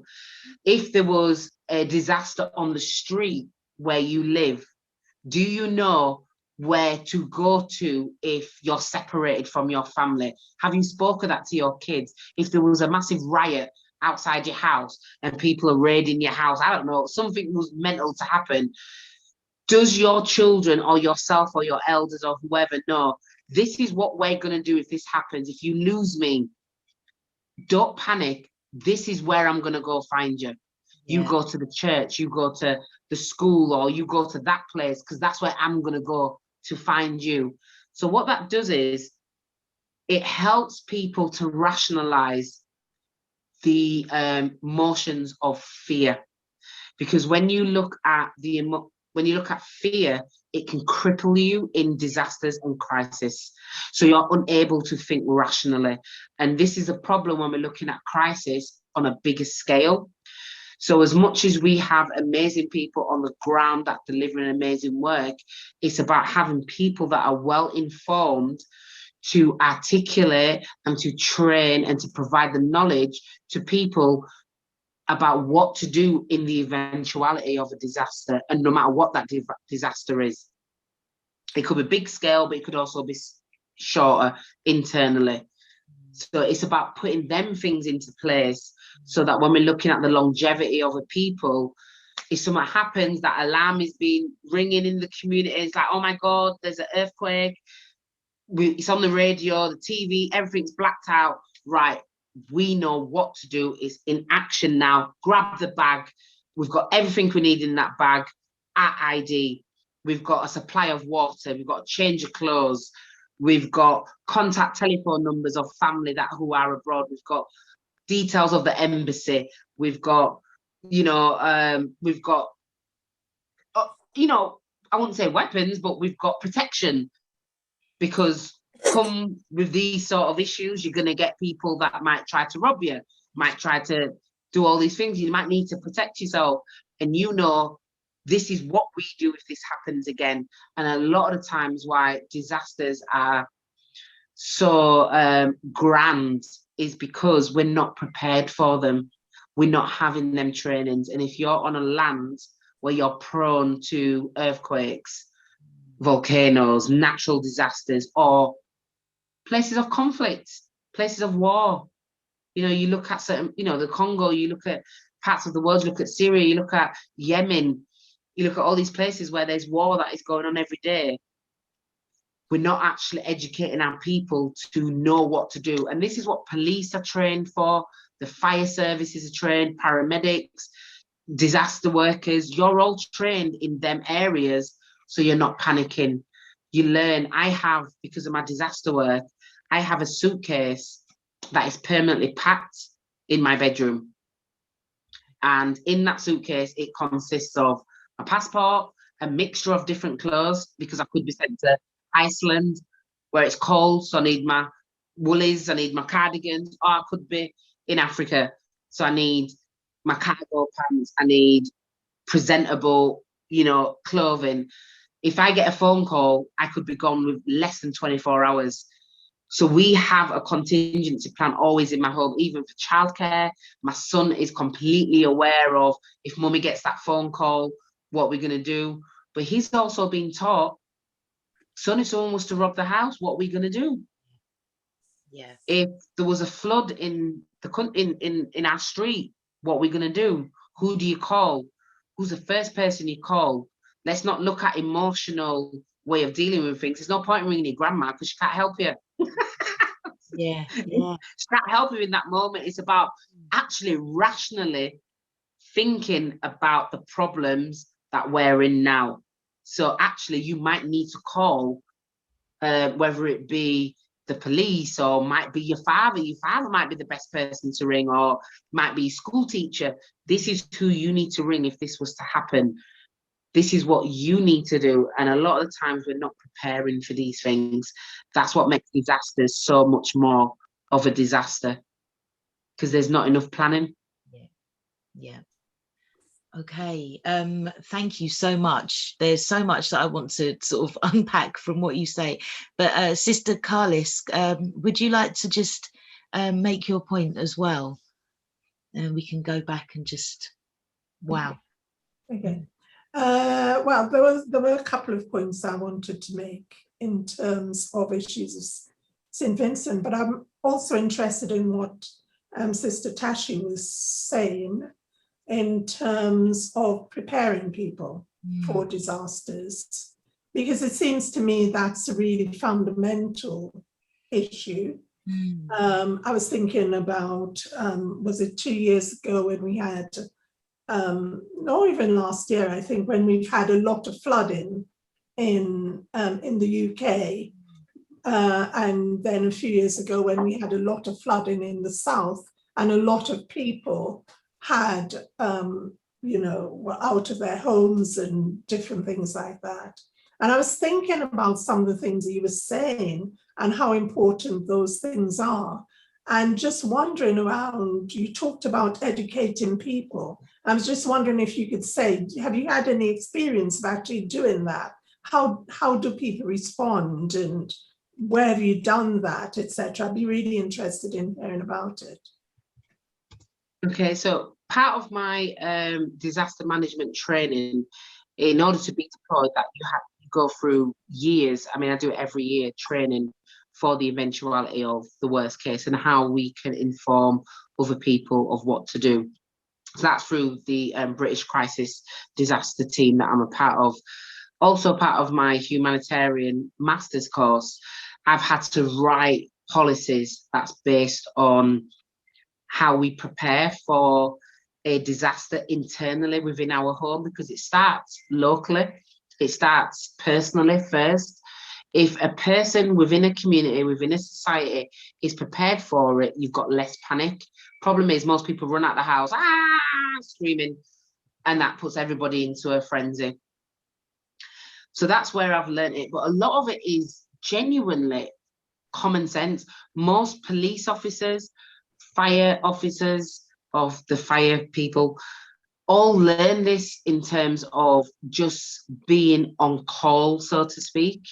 If you get a phone call in the middle of the night saying, I need you now, you need to be in a position that you can leave, and you think with the notion that I might not come back.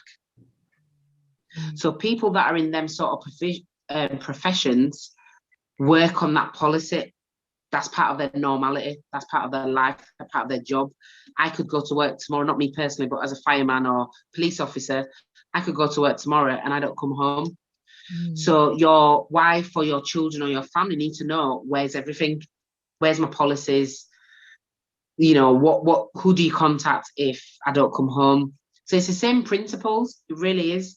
So it's looking at, what do you need to be able to open up a bank account? So you need to look at, if something was to happen, you're going to need access to money. You're going to need access to your own money. You're going to need to prove who you are to be able to leave the country, go somewhere else. You also might need to have an alternative currency. And I say this to people, in a means of, you get a lot of corrupt officials. So if something was to really go down, you know, money might not be the answer. You might need to give someone your watch. You might need to give someone that gold pair of earrings that you've got. So it's always worth having some kind of financial asset in that you've got in contact with. So whether it be jewelry or whatever, you keep that all close together, so that if you needed to run, forget the Nike trainers or forget the, you know, the things that you might be sentimental about. It's the things that you need to survive. So ID, maybe your insurance policies all need to be together. If you have jewelry that's expensive, you put that all together, and you make sure your children know, if you say to them or yourself, pack a bag, because we don't know what's going to happen, you know what to pack in that bag. That means practical clothing. That means pair of jeans, you know, a t-shirt, a cardigan, layers. It might mean a good sturdy pair of shoes or boots or walking boots. It means always making sure you've got water and medication, because in the event of a crisis, you're going to need pain relief if someone's injured. You're going to need that first aid box, which needs to actually have maybe paracetamols, some kind of pain relief, bandages. And that's just in literally a small first aid box that you need. So there's things that you can research, or I can happily share that information with anybody that wants it, in terms of an emergency pack, just to have if you needed to leave your home. And it's the things that you need if you was to leave the country. And a lot of the asylum seekers, the information that I've always been given has actually come from asylum seekers that have left their country and come to different countries because of persecution or exile or what have you. It's things that they've practically taken with them on the road, which have been life-saving tools. So like a penknife. There's things like making sure that you've got rice or tin tuna, or just one tin bottle of water in your luggage, because that could mean if you're not eating for 4 days because you're walking for miles, you're not going to die of dehydration or anything like that. So there's many things that you can do to have in an emergency for a disaster, but a lot of people don't know, and that's what is the problem when we're looking at crisis. I'm hearing what you're saying, Sister Tashai, and I am acutely aware that we could have a disaster over here at any moment, and we are not adequately prepared. And it's little things that you've said, like, for example, having a good sturdy pair of shoes. Yes. I had a conversation with somebody about this week. They've stopped taking insoles out of our shoes. Little things, you know. A lot of the shoes now are just flat and useless. You can't actually, you know, I went to a rocky area, and you know, to have a good pair, you can't be going to these places in sandals. You know, if it kicks off, you have to know that you've got a good sturdy pair of shoes on, that you can even walk, that you have a gait, you know. So many people, they amble. We don't know how to walk. We don't know what to be looking out for when we're walking along the street, because we are so consumed with other things, and we're not seeing anymore. We're not aware, and our children are not aware, because they're plugged in now to an artificial world that doesn't exist. And I've always thought to myself, we need to have something to barter. You have to be able to barter. I knit, I crochet. I don't know when that time comes on. My wool's in Huddersfield. If anything happens now, I'm screwed. You know, and it's the summer. But we need to be able to, we need to be equipping ourselves with the ability as well to use our hands and our fingers. And these, I remember watching a video on YouTube ages ago where there was an American woman who was saying that the plan is that we stop using our fingers. that we stop knowing how to use our fingers. Little things like having a light switch and knowing how to turn it on. You know, when we're making the phone call to 911, and I say that purposefully because there are so many of our children who may not realize that it's actually 999 that you call in an emergency. You know, I will say it. I have no shame. I remember once me and my daughter were having a conversation with my son, and we were like, "Who do you call in an emergency?" 911. We're all dead. My son's done the exact same thing. Too much American TV. Exact same thing. I'm like, what? Yes, man, what? So it's these little things, and we do need to be having conversations with our children, and the thing is as well with their parents, with our counterparts. It's all well and good when we're raving, but those raving days have gone. How many of us who have raved so hard actually know how to deal with an emergency? And again, it comes down to me saying, yay, Jamaica, yay. We survive. I have nobody in Jamaica. If it kicks off here, where am I going? Yes. And there are so many people in that situation. Carry on. Sorry. It is. No, you've hit the nail on the head. You know, it's one of the things, because my dad lives in Ethiopia, in Africa, and I'm now getting my citizenship in Ethiopia purely and simply because I am looking at preparedness. I'm preparing myself in the eventuality something was to go down in the UK. I need to be able to go somewhere, and I need to look at ways of being able to navigate quite easily for me and my children. You know, these are us rebuilding them connections that we have naturally. This is not our natural land. We came here as visitors. We came here to, whether it be investigate, you know, explore, and we've now settled, we've dwelled. This is not necessarily our home. And one of our privilege is, it's not our home. Our home is Africa. Our home is the Caribbean, or however, wherever we are. So it's important that we rebuild them connections. But more importantly, when you look at the psychology of a disaster, a crisis, an emergency, most people get into more panic and trouble because they're not prepared for it. You're not going to panic over something that you prepare for. And it's the irrational, emotional fear that we all experience in an emergency that cripples us. So when you're prepared for it and your children are prepared for it, they are a lot more equipped emotionally, mentally, and obviously physically to be able to deal with it. When you have a plan and you stick to that plan, you're prepared for it. And this is what I say about disasters. This is the problem with disasters, is that we're not preparing for them. Even St. Vincent, Haiti, you know, Japan, all these places where there's had earthquakes and thousands of people have died. It's the poor people that have been impacted the most, not the elite and the rich, because guess what? Their houses are built a lot stronger.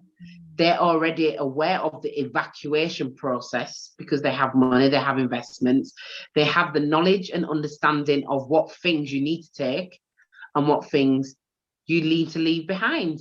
So it's about, I'm big on my fashion, you know, I love my stuff. However, we all need to have a good raincoat in the house that fits, a practical raincoat, because if I'm telling you to get ready, I don't want to see you come down the steps, no night jacket. That ain't gonna help us if we're walking for hours. If there's an emergency, or we need to be warm, or we need to be protected. So you need a good waterproof jacket. You need some good boots, walking boots, comfortable shoes that fits, or trainers or what have you that fit. You need to understand about how to survive in whatever emergency you are in, whether it's small and it could be just someone's broke into your house and you're scared because the robbers might come back. What are you going to do? Don't panic. You've got a plan. Get your important stuff and then you can leave. And then, you know, so, and that's why I go back on saying about education. People think when I say education, we're talking about going to university or going to college. We're just on about sharing of information. Education comes in so many different forms, and it's just about sharing that information, making sure people are prepared for a lot of the eventualities and they understand the systems that they are in. Because when we are in a crisis, unfortunately, it's the people that are the most vulnerable that are deeply affected by it, because they don't understand what's going on and they don't know what's happening, and they don't know how the governments work. They don't know how, you know, how insurances play a big part in the economics, and because they don't have no money, this, that, and the other, they are the most affected. But if there was a disaster, you can say, well, I've got my passport, I've got my deeds to my house, so you can't write off my house because it's been blown away. I know what my blood type is. Yes. In an emergency. I know my blood type. Yeah. I know what I'm allergic to. Okay, this is my skill. So you mentioned it, which I applaud, because this is something I'm big on. You might have your career and your academics, but what are you going to do to survive? That's it. Because you could be a counsellor all day long, or you could be whatever profession you are. I'm not knocking it, it's amazing. But sometimes in life, we need skilled individuals that can use their hands as a tool to rebuild the community we're in. That's joiners, that's electricians, that's plumbers, that's people that are very pragmatic with solving problems. How are we going to rebuild this road? People that understand about the natural resources, agriculture. We are not connecting with agriculture as much as we used to. Farming, like, once a disaster strikes, how are we going to rebuild this country so we can farm and then trade? Or how can we feed ourselves? Do your children I don't even really know much about allotments and how to grow my own vegetables, but these are really essential skills that we should all have an understanding about, because if a disaster happens and we need to start back again, I might need to grow my potatoes in my garden. I might need to grow my tomatoes in my garden. And if I don't know how to do that, I'm going to be reliant on someone else. Yeah. You know? In as well, it comes down to, I talk about them a lot, I think, Sister Claudia and Sister Asha, who said that everybody should be part of an organisation. Yes, 100%. It comes down to community again. And if we were all consciously becoming part of an organisation, then we would know who are the gardeners. I know there's a sister in Huddersfield who has created a gardening group, but who are the gardeners? Who are the strategists? Yes. Who are the cooks? Who are the ones who are kind of thrifty with the lentils and all that kind of stuff, We need to know who's in our communities. It's fundamental, because yes, it's great that we talk about what's going on abroad. Dance a yard is what they say. Dance a yard before you dance abroad. And I think it's Brother Nat who, I know you've got your hand up, so I'll come to you in a second, brother. But I went to a talk, and I asked the question, like, who is your priority when in this work, in this community stuff? And I remember the guys said, you yourself first. And I think Brother Nat has just said that, you, then your family, then your community, and then whoever it is, humanity, our children at the end of the day. But we need to get ourselves on our feet. Yeah, we do. And it starts personally. It does. And, Brother Nat's, said it. It's about just you doing that within your home. And people don't understand the power of that. Once you implement these basic things within your own home, making sure you're prepared, making sure that you are equipped with all the things that you need, then it will transcend, it will pass on to your friends, your family, the wider community. And before you know it, we're all in that position. I mean, I tried to do a fire safety plan with my mum, and she weren't having a bar of it. She was like, no, I'm not. If I burn, I burn. And I was like, but Mum. She was like, I'm too old for this. I'm not doing it. When I was back home reading, and I'm like, oh man, So some people not with me, but I still left her with the plan. And I says, Mum, you know you're not going to take it in, but you will if there's an emergency. This is the room that you need to hang out of. This is what you do. You put the towel under the door. You hang yourself and you drop. But some people are not having it, but others, you start within your own home, you know, making sure you're prepared and we're ready for any eventuality. Hey, Brother Nat, would you like to unmute yourself? Yes, it was just a quick thing. I mean, when we think of, like what you said, joining an organization, there's becoming more of a transferring of umbrellaed organizations. So I put it in the chat. ADPAC, African Cooperative, no, that's Brother Stanford. ADPAC, African Diaspora Public Affairs Committee, is just one example. You know, I've championed it quite a lot, but they are kind of really trying to uplift the grassroots and deal with the vertical issues, not the horizontal. What do I mean by that? So the horizontal issues is sex, religion, you know, culture, you know, language, and, you know, colorism, all the things that we have debates about. And then there's the vertical issues, which, you know, Sister Tashi is, you know, spot on with what we've all been discussing: education, security, health, emergency, do you know what I mean? And that falls in security, politics, social development, and those things is what ADPAC kind of looks to as industry. We don't need to get into optics or semantics. This is just about who is equipped and who is doing what. I like to categorize it in two parts. You're either nation building or freedom fighting. And in the case of emergency, that's a humanitarian issue. So that, to me, falls into freedom fighting of nature, in a sense, a lot of the times. So it's just to be aware that there is a new wave.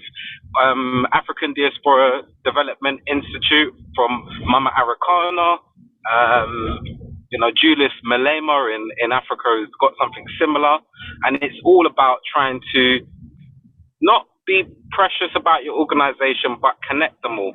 As I said, all pieces of the puzzle. And the last thing is that I always reflect that, I mean, I'm a Libra, so I always think of balance comes into mind. Not that I am, but balance comes into mind in the sense that wherever there's a disaster or something, there is positive out of that negative. So if we take COVID, for example, we were forced to have to go on Zoom. Out of Zoom, I've connected with so many sisters and brothers on the continent and around the islands. You know, I don't feel alone personally. So there's always that positive out of these disasters, and I think it's just for us to kind of galvanize. So it's just to say there are the umbrellaed organizations, they are linking in, and it's just a matter of time, I see. So the more we can piece it together, it's nothing new, but for my own organization, I was thinking of, with Generational Stories, I was thinking of really coming with the motto of united we stand and together we build, you know, together we organize, you know. So I think it's just those things we have to bear in mind. And we're on our way here. So, you know, we can all pull out our own personal talents, our family talent, as I said, our community talent, and piece it together. We're all pieces of this puzzle. So I yield there. I like what I think you said in the chat, that it would really help if we had some form of a booklet. Yeah, and even Yep. A manual, just a simple manual, even if it was a electronic version and so forth. But it's just there's only one Sister Tashi, so I don't know how many we've got where they could go and do. I put it in there. I was like, I know, let's do a tour. Let's go up and down the country and let's just go to all the people and give them free medical kits and a step-by-step guide. And it's not as simple as that, but it's exciting. As I said, if you've got the picture, then it's just about, okay, who's ready to get involved in it, you know? So, the ideas will come and then we'll formulate it. I think what I find is that once somebody says, I'm going to take responsibility for this, then everybody else does tend to sort of gravitate. But it's I don't think people are really sort of like forthcoming in putting their head above the parapet, so to speak.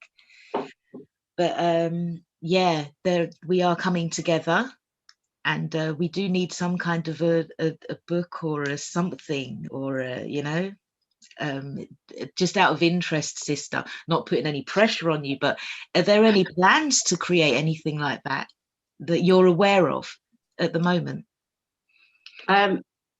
For me personally, it's something that I definitely want to look into. I've been offered to do my PhD in disaster management relief. Right. I'm just going to be keeping it 100% real. I find I've just finished my master's, and that was emotionally and physically draining. Right. And to go back and study a doctorate in disaster relief, it will suck the life out of me when you don't have that support. You know, it's unless you've got that financial support where you don't need to work and you could solely focus on that, then amen. And this is the problems that we have within our communities. We are so restricted because of the lack of resources. Yes. You know, we our other peers, our counterparts are able to, like, you know, yes, I will go and study this, and they get the backing because it's valuable, it's really important information to their community. We don't necessarily have the same luxury in all our situations that we're in, but it's something that I would look at. But no matter what happens, I am on producing policies for ourselves. Obviously, me and you know, we've got things in the pipeline that we can develop and explore. So it might not be a book as such, but there will definitely be materials that we can develop for our community, because even taking it away from the disasters, when we look at the rise of knife crime and gang culture within our community, it's another crisis, another a huge crisis, and it's just as much as a disaster compared to an earthquake that's happening abroad, because right about now there's an earthquake on our land that, or on here with our young people, that I cannot fathom why it's not considered the same sort of crisis as a disaster is. Now, I did one of my papers on how gang culture and knife crime is the equivalent of being a child soldier. It's the exact same culture. It's the exact same, you know, analogy of being groomed into this gang where you're getting this protection, this, that, and the other, which is birthed from poverty and oppression. And why are we not looking to that as a solution the same way we would with children soldiers across our field? And it's the same principles that go back to the same principle of a disaster and a crisis. We have to break it down quite simply. Do we have the infrastructure? So that's the youth clubs, that's the buildings, that's the spaces that our young people need to be in. Do we have the education where they're being educated enough so they can get good self-esteem, that they understand about poverty and what happens? Do they have the healthcare, which is the mentality, the mental well-being, to be able to deal and cope with the trauma that they're seeing? And then do we have the economics to take them out of that situation and take the parents out of that situation? So I say that all in saying is my genuine and honest belief from what I have studied, what I have witnessed and seen, and my own personal experiences. Life is based on these 4 basic principles. There's so many others, but just the basic elements of life are these 4 things. And it transcends in so many different areas. So when we look at infrastructure, this is youth clubs, this is spaces where our young people can go to. This is spaces where our displaced people in a crisis can go to. Education across the board. Are you aware of why you're acting the way you're acting? Why you're, you know, receptive to what's happening? Why you're so irrationally emotional about what's happening, because there's actually an understanding behind it. So you need to understand the education behind it. And then the healthcare, we do not check our mental health in the way that we should. We do not treat it like it is a physical illness. And it's the biggest illness that is affecting our people, because we've got a lot of trauma, generational trauma, that is by default, by birth, we carry this weight. You know, from the minute you're little and your parents are pinching your nose, this is a trauma that you don't even realize. Their parents don't even realize why they're doing it. Yeah. Why we was straightening our hair with a hot comb and putting your young kids, because church, you got to look good. Yeah. There's all these traumas that we're dealing with. So these are things that I would like to discuss in a policy more than a book. But definitely, I think it's about working together just to kind of give everyone the different platforms on how to engage with certain information. I'm very big on things being very factual and based on data, because you cannot deny what is considered the truth in terms of data, rather than my emotional way of thinking, because that's not how everybody thinks. Yeah. But if we are gathering the data to say this is statistically, you know, in Haiti, I don't know, there was 300,000 people that was homeless. That's the facts.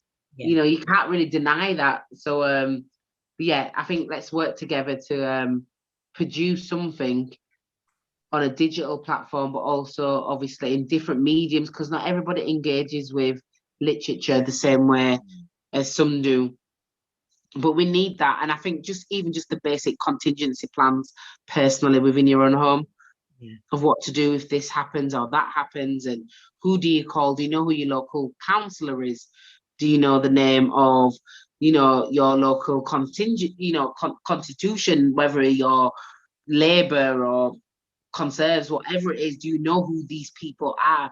Do you know how to access funding? Do you know that actually if you are a single parent and you're working 2 jobs, that you can get a tax relief? But it's all about the wording, it's all about the forms that you need to apply for. If you don't know it, they're not going to tell you. Do you know you can get a tax break if you're married? These are information that really needs to be shared so that we can have a better quality of life. And these are basics. Very basics. And also I'd go as far as to say as well that they're colourless as well, because there's many white people, working class people, who don't even know what's available out there either, you know, class war. Absolutely. But the problem is with that, for me, it's and I hear and I think it's a shame, but we are at the bottom of the food chain. Yeah. And I always say, even to, you know, really poor white people, as sad as it is that you're in that situation, you're not in that situation because you're white. It's that simple. You're not in that situation because you're white. You're in that situation because of classism. You're in that situation because of economics and communism, whatever it is. It's not because of the colour of his skin. So I'm very much into, we kind of need to be in a position. 2 drowning people can't save each other. And I can't save you if you're drowning and I'm also drowning in the sea. So I need to kind of help myself first.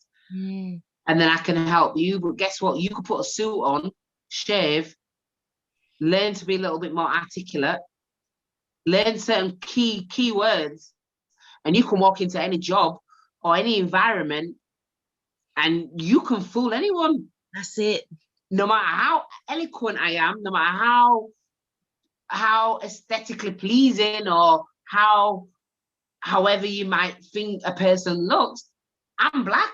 I ain't walking in. I'm not getting the same opportunities. And obviously, colorism plays, and we all understand colorism plays a particular role in society.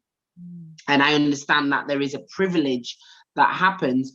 But ultimately, when it comes to Anglo-Saxons or, you know, white people, there is a that they group us as one.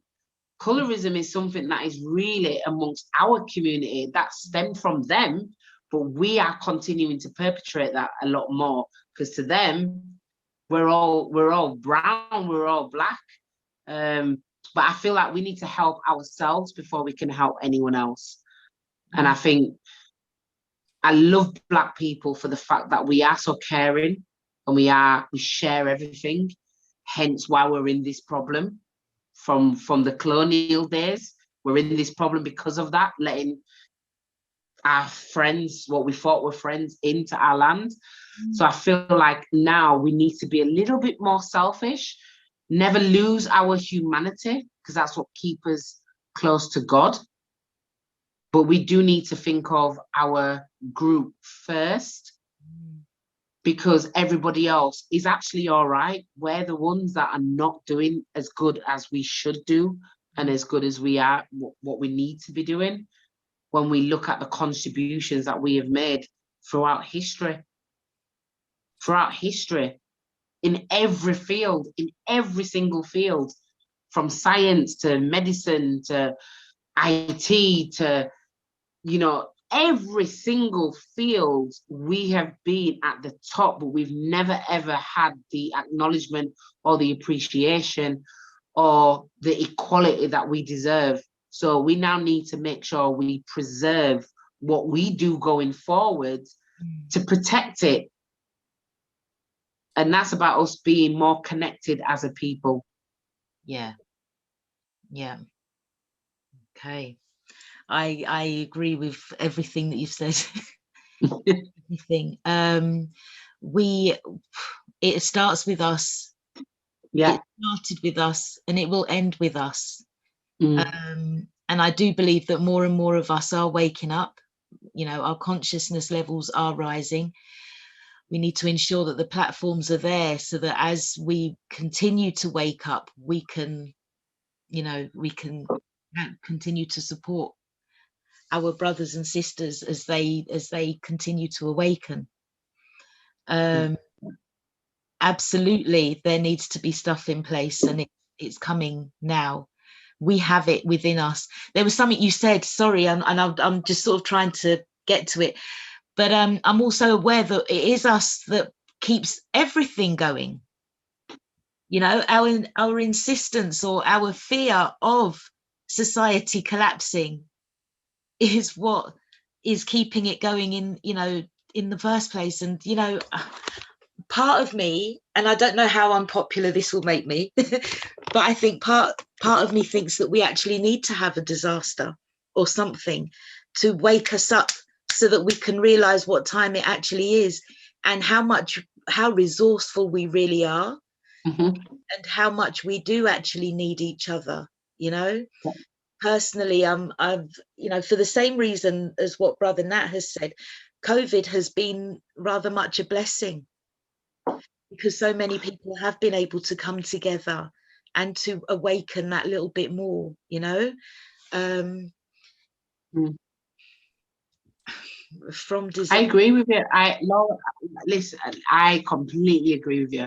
Not that I want a disaster to happen, but at the same time, it's in them dark, devastating moments, do you really see your strength? Yes. And I feel that we have become so complacent and comfortable.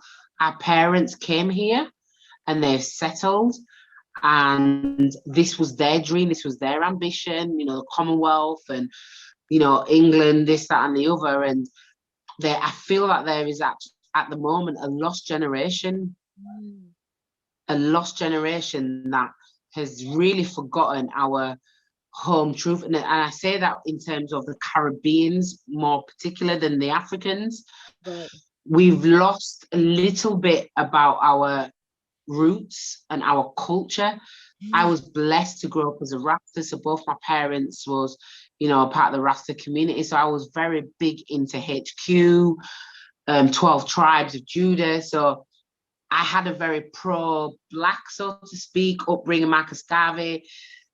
Whereas when I look at a lot of my other friends that, you know, went to Church of England churches and this, that, and the other, very, very different in terms of the mindset and the mentalities and what's happening. And I always say to people, I love all people. Let's not get that twisted. I believe in humanity. However, my people is my number one priority. So everything I do, everything that I study is for my children, my family, and my wider community. I am trying to gear my son into being in the legal world. I've geared my daughter to be in the medical profession because I feel that these are industries that we need more conscious brothers and sisters in there to identify the issues and be able to tackle the issues and the injustices that's happening within these two realms. However, we need to collectively come together more. But it does, like what Brother Nat said, and I think even, Callis says it, about individually, about it starting really within yourself and within your own home. And I'm very much a person into practice what you preach. I'm never going to be on a platform to talk about things that I do not already do, or I do not already practice or adhere to. These are things that's important to me as a person and as a family. And I look at my wider community as a bigger family. I set up my organization literally because I needed more Black activities for my children to be a part of. Right. And there was none. They're congested in school, predominantly white. The area I live in, predominantly white. We're in England, predominantly white. And there's nothing wrong with that, but at the same time, we're not white. We can't identify with that. Yeah. We have a heritage, we have a culture, we have traditions, we have customs that I want to maintain for generations to come. I can't do that unless I am surrounding my children in these environments. Yeah. So I set up my own thing so I could attract like-minded parents with children so my children could be around them. And everything we do, summer camps that we do, is Afrocentric. It's driven by African culture. We're doing a summer camp where it's all based on African mask making, African tribal customs, and how it connects to us in the UK, how our way of being is what it is, and looking at how it interacts with one another. This is important. We need more of these things to enrich our children and our community with a better understanding of who we are as a people. Yeah, I agree. We've got Sister Nunu Queenie in the chat who has said that we don't really have anywhere to call home. And many of us are out here trying to do the work, but I imagine what Sister Nunu is sort of agreeing with what we're saying, working individually, as opposed to, I know Brother Nat mentioned so many different organizations, and if we could have your organization listed as well. Yeah. It's about bringing all the organizations together so that they're all sort of singing off the same hymn sheet when it comes to the basics, and trying to get as many people to join the different organizations as well. Maybe it's through the organizations that we then feed information through about disaster relief and how to sort of protect oneself in this country and abroad as well, through the organizations and through getting to know who's doing what and where. There are so many things that I want to say, but I don't think it's for today's conversation. We've got Brother Stanford who has said, we already have a disaster, lest of these foreigners going to the motherland. I think you're frozen, sister. Oh, sorry, did I freeze? Yeah, it froze for a minute there. All right, sorry. Brother Sanford Dyer has said, we already have a disaster, lest of these foreigners going to the motherland because of COVID. So people have no choice but to start looking more at themselves. You're frozen again, sister. Oh, okay. All right. Have you got me now? Am I here? Are you with us? I think I don't know what to do. Should I? Okay. You're frozen again, sister. Can you repeat what you just said? All right. So Brother Stanford said that he was saying that the disasters, because of COVID, so many people have no choice but to start looking more at themselves and alternative ways of survival. Brother Nat has said that where the sun shines and the fruit and veg is grown organically, that's the home that chose us.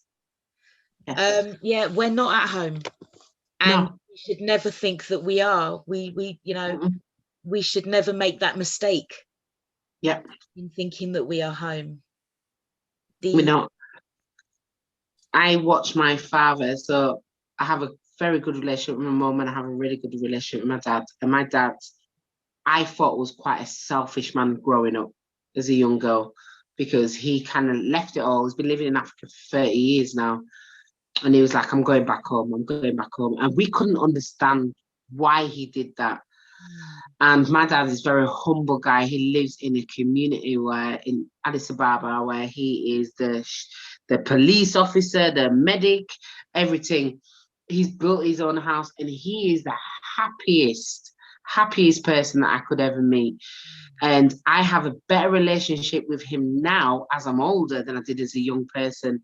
And it's because now I understand about his desire to be connected with a place where he identified with the people that he was connected to. Right. And he taught me that this is a place where you take what you can in a good way. You learn, and you build yourself, because it's a powerhouse. But you take what you can and you go somewhere where actually you can live, you can breathe, you can live off the land. You don't need to worry about if you ain't got no money, how are you going to eat? Because guess what? You're going in your backyard, you're going on your farm, and you're digging up this and you're digging up that, and you're living a very organic life that in some ways I personally believe this is how we were meant to be living. Yeah. We're meant to be living like that, and that's why there's so much illnesses. My dad is 70 odd years of age, and he's never been ill. He's never been sick. Since the man left England and he's gone to Africa, he's been sick once in his whole entire life. Like my dad says to me, he's never been sick. He's not got a cold. He's not got no illness, no belly bug.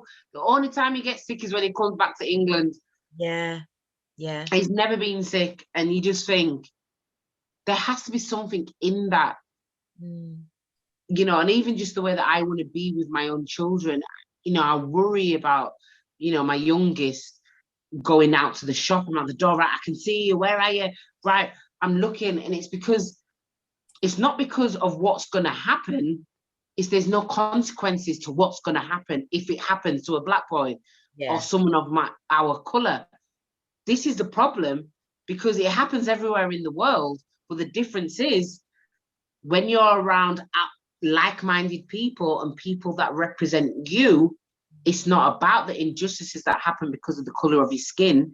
It's purely based on the activity that's happened. So the whole village is coming out to stone someone, to beat someone because of what's happened. Whereas now it's actually politics, it's economics, it's people's personal biases. So actually I've got to make sure my son is working 10 times harder just to be average. He's got to be exceptional to be better than average. So this is why it's important that we maintain and continue to repair our lands.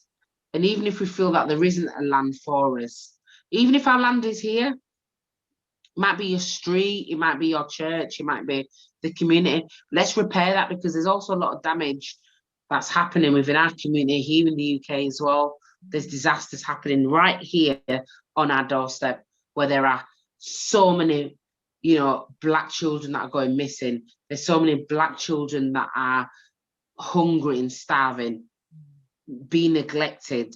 There's so many black elders that are being abused in nursing homes. Mm-hmm. There's so many people that are not getting the care that they deserve to have because we're all busy getting on with our lives and we're not taking that, just that little 10%. If we all took 10% out of our responsibilities in our life and said that 10%, I'm going to give that back to someone in my community, we'd probably be in a lot better place. Just 10%. Same way the churches ask for 10% of your, your income. Mm. If you don't go, put that 10% back in, check on your neighbour. Check on, and I say your neighbour in terms of not geographically, I'm talking about the woman that you used to know that was your friend's grandma, or you know that elder that was in the community, or that young person that that's your brethren's child, that's your sister's friend. When you see them, check on them. Don't be judgmental.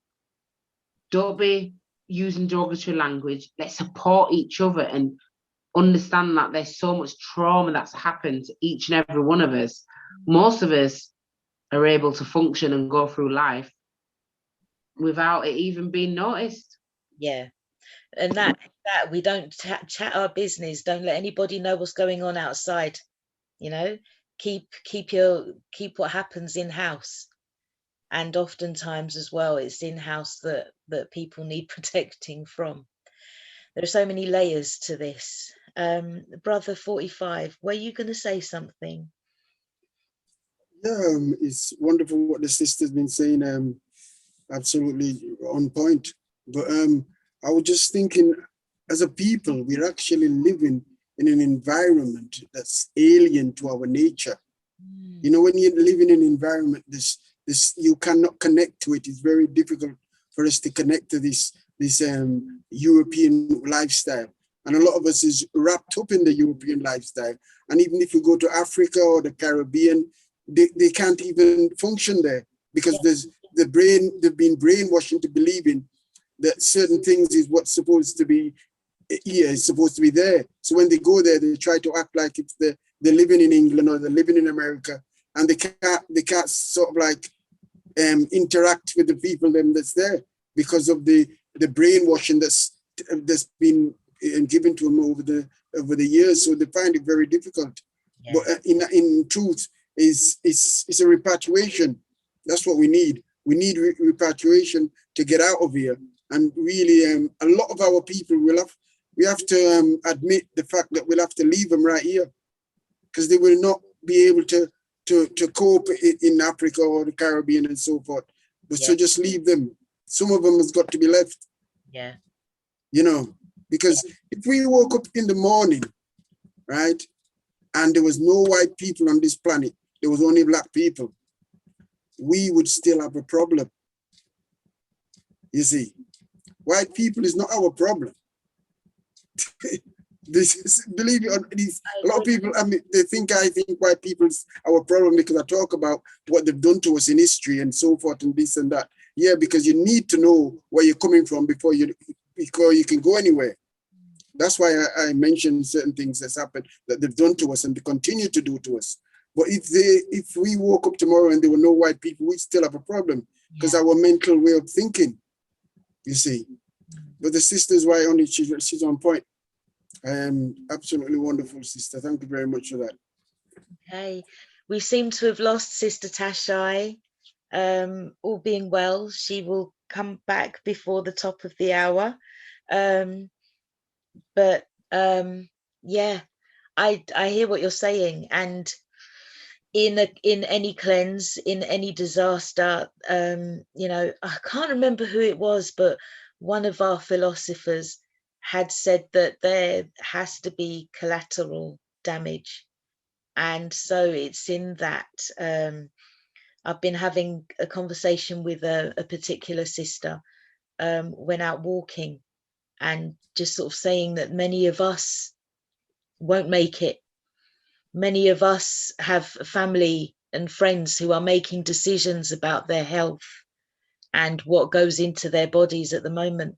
and we have to be prepared to say goodbye, because we don't know what's going to happen in the future, but we have to be aware of our own health and well-being, you know. Yeah, and all of us are going through that, sister. In every household at the moment.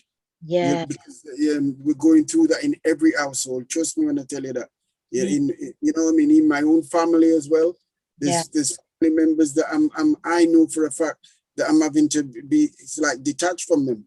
yeah. I'm having to step back because certain situation, and this is what's coming. Yeah. It's a time now where people have just been having to you know what I mean, make decisions, and it's hurtful. But at the same time, this is the time of the parting. This is, and it's literally cutting through homes. And it's I think Dr. Mumby had said in one of her videos that you know, blood isn't really cutting it anymore. You know, yes, it's thicker than water, but we need to know who our spiritual family is, who our true soul families are, and we need to recognize the role of our flesh and physical families. It is to facilitate life, and that there is a chance that we one might be the one that actually carries on the bloodline, or the you know, or I can't remember how she put it, but she said something like, it might just be that we are the one in the family, the only one that survives. It's a time of change, and we all need to know who we are, and we need to be prepared to stand in our belief, even if that means losing contact with the ones that we love, but also knowing that there is still time for them to wake up as well. Yeah, and I think Brother Nat touched on it earlier as well, concerning the fact that we have to stop trying to get everybody on board. Yeah. You know, this is the time where everything how long has we been teaching and preaching? You know, Marcus Garvey came, you know, all these Malcolm X, Elijah Muhammad, you know what I mean? All these warriors came and taught us, you know what I mean? And the thing is, Nat Turner, Frederick Douglass, I can just keep naming and naming. But the thing is, they came and they've been teaching us for years upon years. And so the information has always been there, right? And some of us come on board at a certain stage, but the thing about it, it's always been there. And a lot of people that have heard it and have walked away from it. So the time is coming when basically there's no more teaching and preaching has to be done. You just have to walk away and leave what you have to leave. As they say, someone's going to be falling at the wayside, because I don't think there's much more can be said. This is the time of decision that's happening right now. We're living in a time of decision. I'm sure that's a song. I'm trying to think, is it Dennis Brown? I'm thinking Dennis Brown. We're living in a time of decision, and to be able to stand in that decision as well and not be flaky. You know, we need to stand and be strong in our decision making, because it's a life and death. I would go as far as to say that it's actually a soul situation, and that if you do make the wrong decision, I personally believe in reincarnation, and I do believe that certain decisions that are being made now are concerning our soul, and there is a chance that we can't come back once we make certain decisions. And it's, you know, it was coming back to what you said about the sister that you spoke to, who said that, you know, her God is strong enough to see her through the decisions that she makes. I'm glad that she has a strength and a faith that she believes in, because there's going to come a time when she's going to have to call on her God, and I just hope that he responds. Yeah, we're actually coming up to the top of the hour, sister. It It looks like our guest has dropped out. Gone, she gone. Yeah, but she really has given us a wonderful presentation. Absolutely. You know, and we've got to thank the sister. Yeah. Is she in London? Does she reside in London? She's actually in Leeds. Oh, she actually in Leeds. Based, All right. Right. And I will be inviting her to come back onto the show again as well. Brother Nat has said, yes, spirituality cannot be taken for granted. This is a spiritual war. What we are locked in is a completely spiritual undertaking, as far as I'm concerned. And yes, we've got all the information, we've got the DNA, everything that we need is in here. It's in our bodies. I say this is my spaceship, this is my communication device, this is my everything. Without this, I can't communicate. But life does go on without this. So while I'm here and I've got this body, I'm going to use it to speak and to act. And woe betide anybody who comes in my way. Woe betide. Because can't be silent. Powerful way to end the show, sister. Very powerful lyrics. I take up if I had an atom, I'll take it up to you. Thank you. Yeah, all right. Well, let's end it there. I want to say thank you to Brother Nat for your constant interaction. It's very, very appreciated. Thank you so much. And sorry, sister, can I just say to Brother Nat, we're doing a charity ride for St. Vincent. I put the information in the chat. Could you pass that information on to Galaxy as well for me, please? Okay. Yeah, it's a GoFundMe. We're trying to raise some funds for the disaster fund, and we're doing it on the 11th. No problem. No problem. Yeah. I'll protect a section on Tuesday anyway, and kind of any detailed info I can go over that over in script and repeat it. Not a problem. Cool. Thank you very much. I've got message from Tashai, and she said that her battery died, so unfortunately she won't be able to rejoin us, but she will be back. We'll make sure of that. Brother Stanford, thank you so much for joining us and contributing to the show as well. And also Sister Velda, Sister Cheryl, and Sister Nunu, thank you so much for staying with us to the end. Thank you for your comments as well. I'm sorry we've not been able to get to all of them. Oh gosh, what I might do is actually take the comments. Also, I want to say a big thanks to Sister Nunu for filling in for you last 2 weeks ago. She did a wonderful job, and thank her very much for that. Yeah, man, I'm telling you. Thank you, because I know that the two of you were both under pressure, so I appreciate. Thank you both for the work that you've done, and yeah, man, team. That's it. Yeah. Okay. On that note, we can we end? Are we ending there? Brother Nat, I know that you're going to now go out into the field and give somebody a meal. Yeah. Okay. Yeah, and I tried, you know what I tried to do? Pack it with veg, and then just tell them it's like chicken fried rice. There is chicken in it, but I say, can you put extra veg?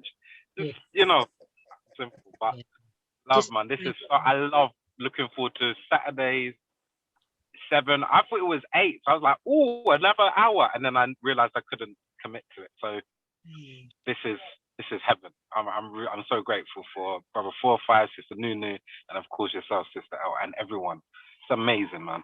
Thank you. Thank you. Sorry. Okay. Thank you.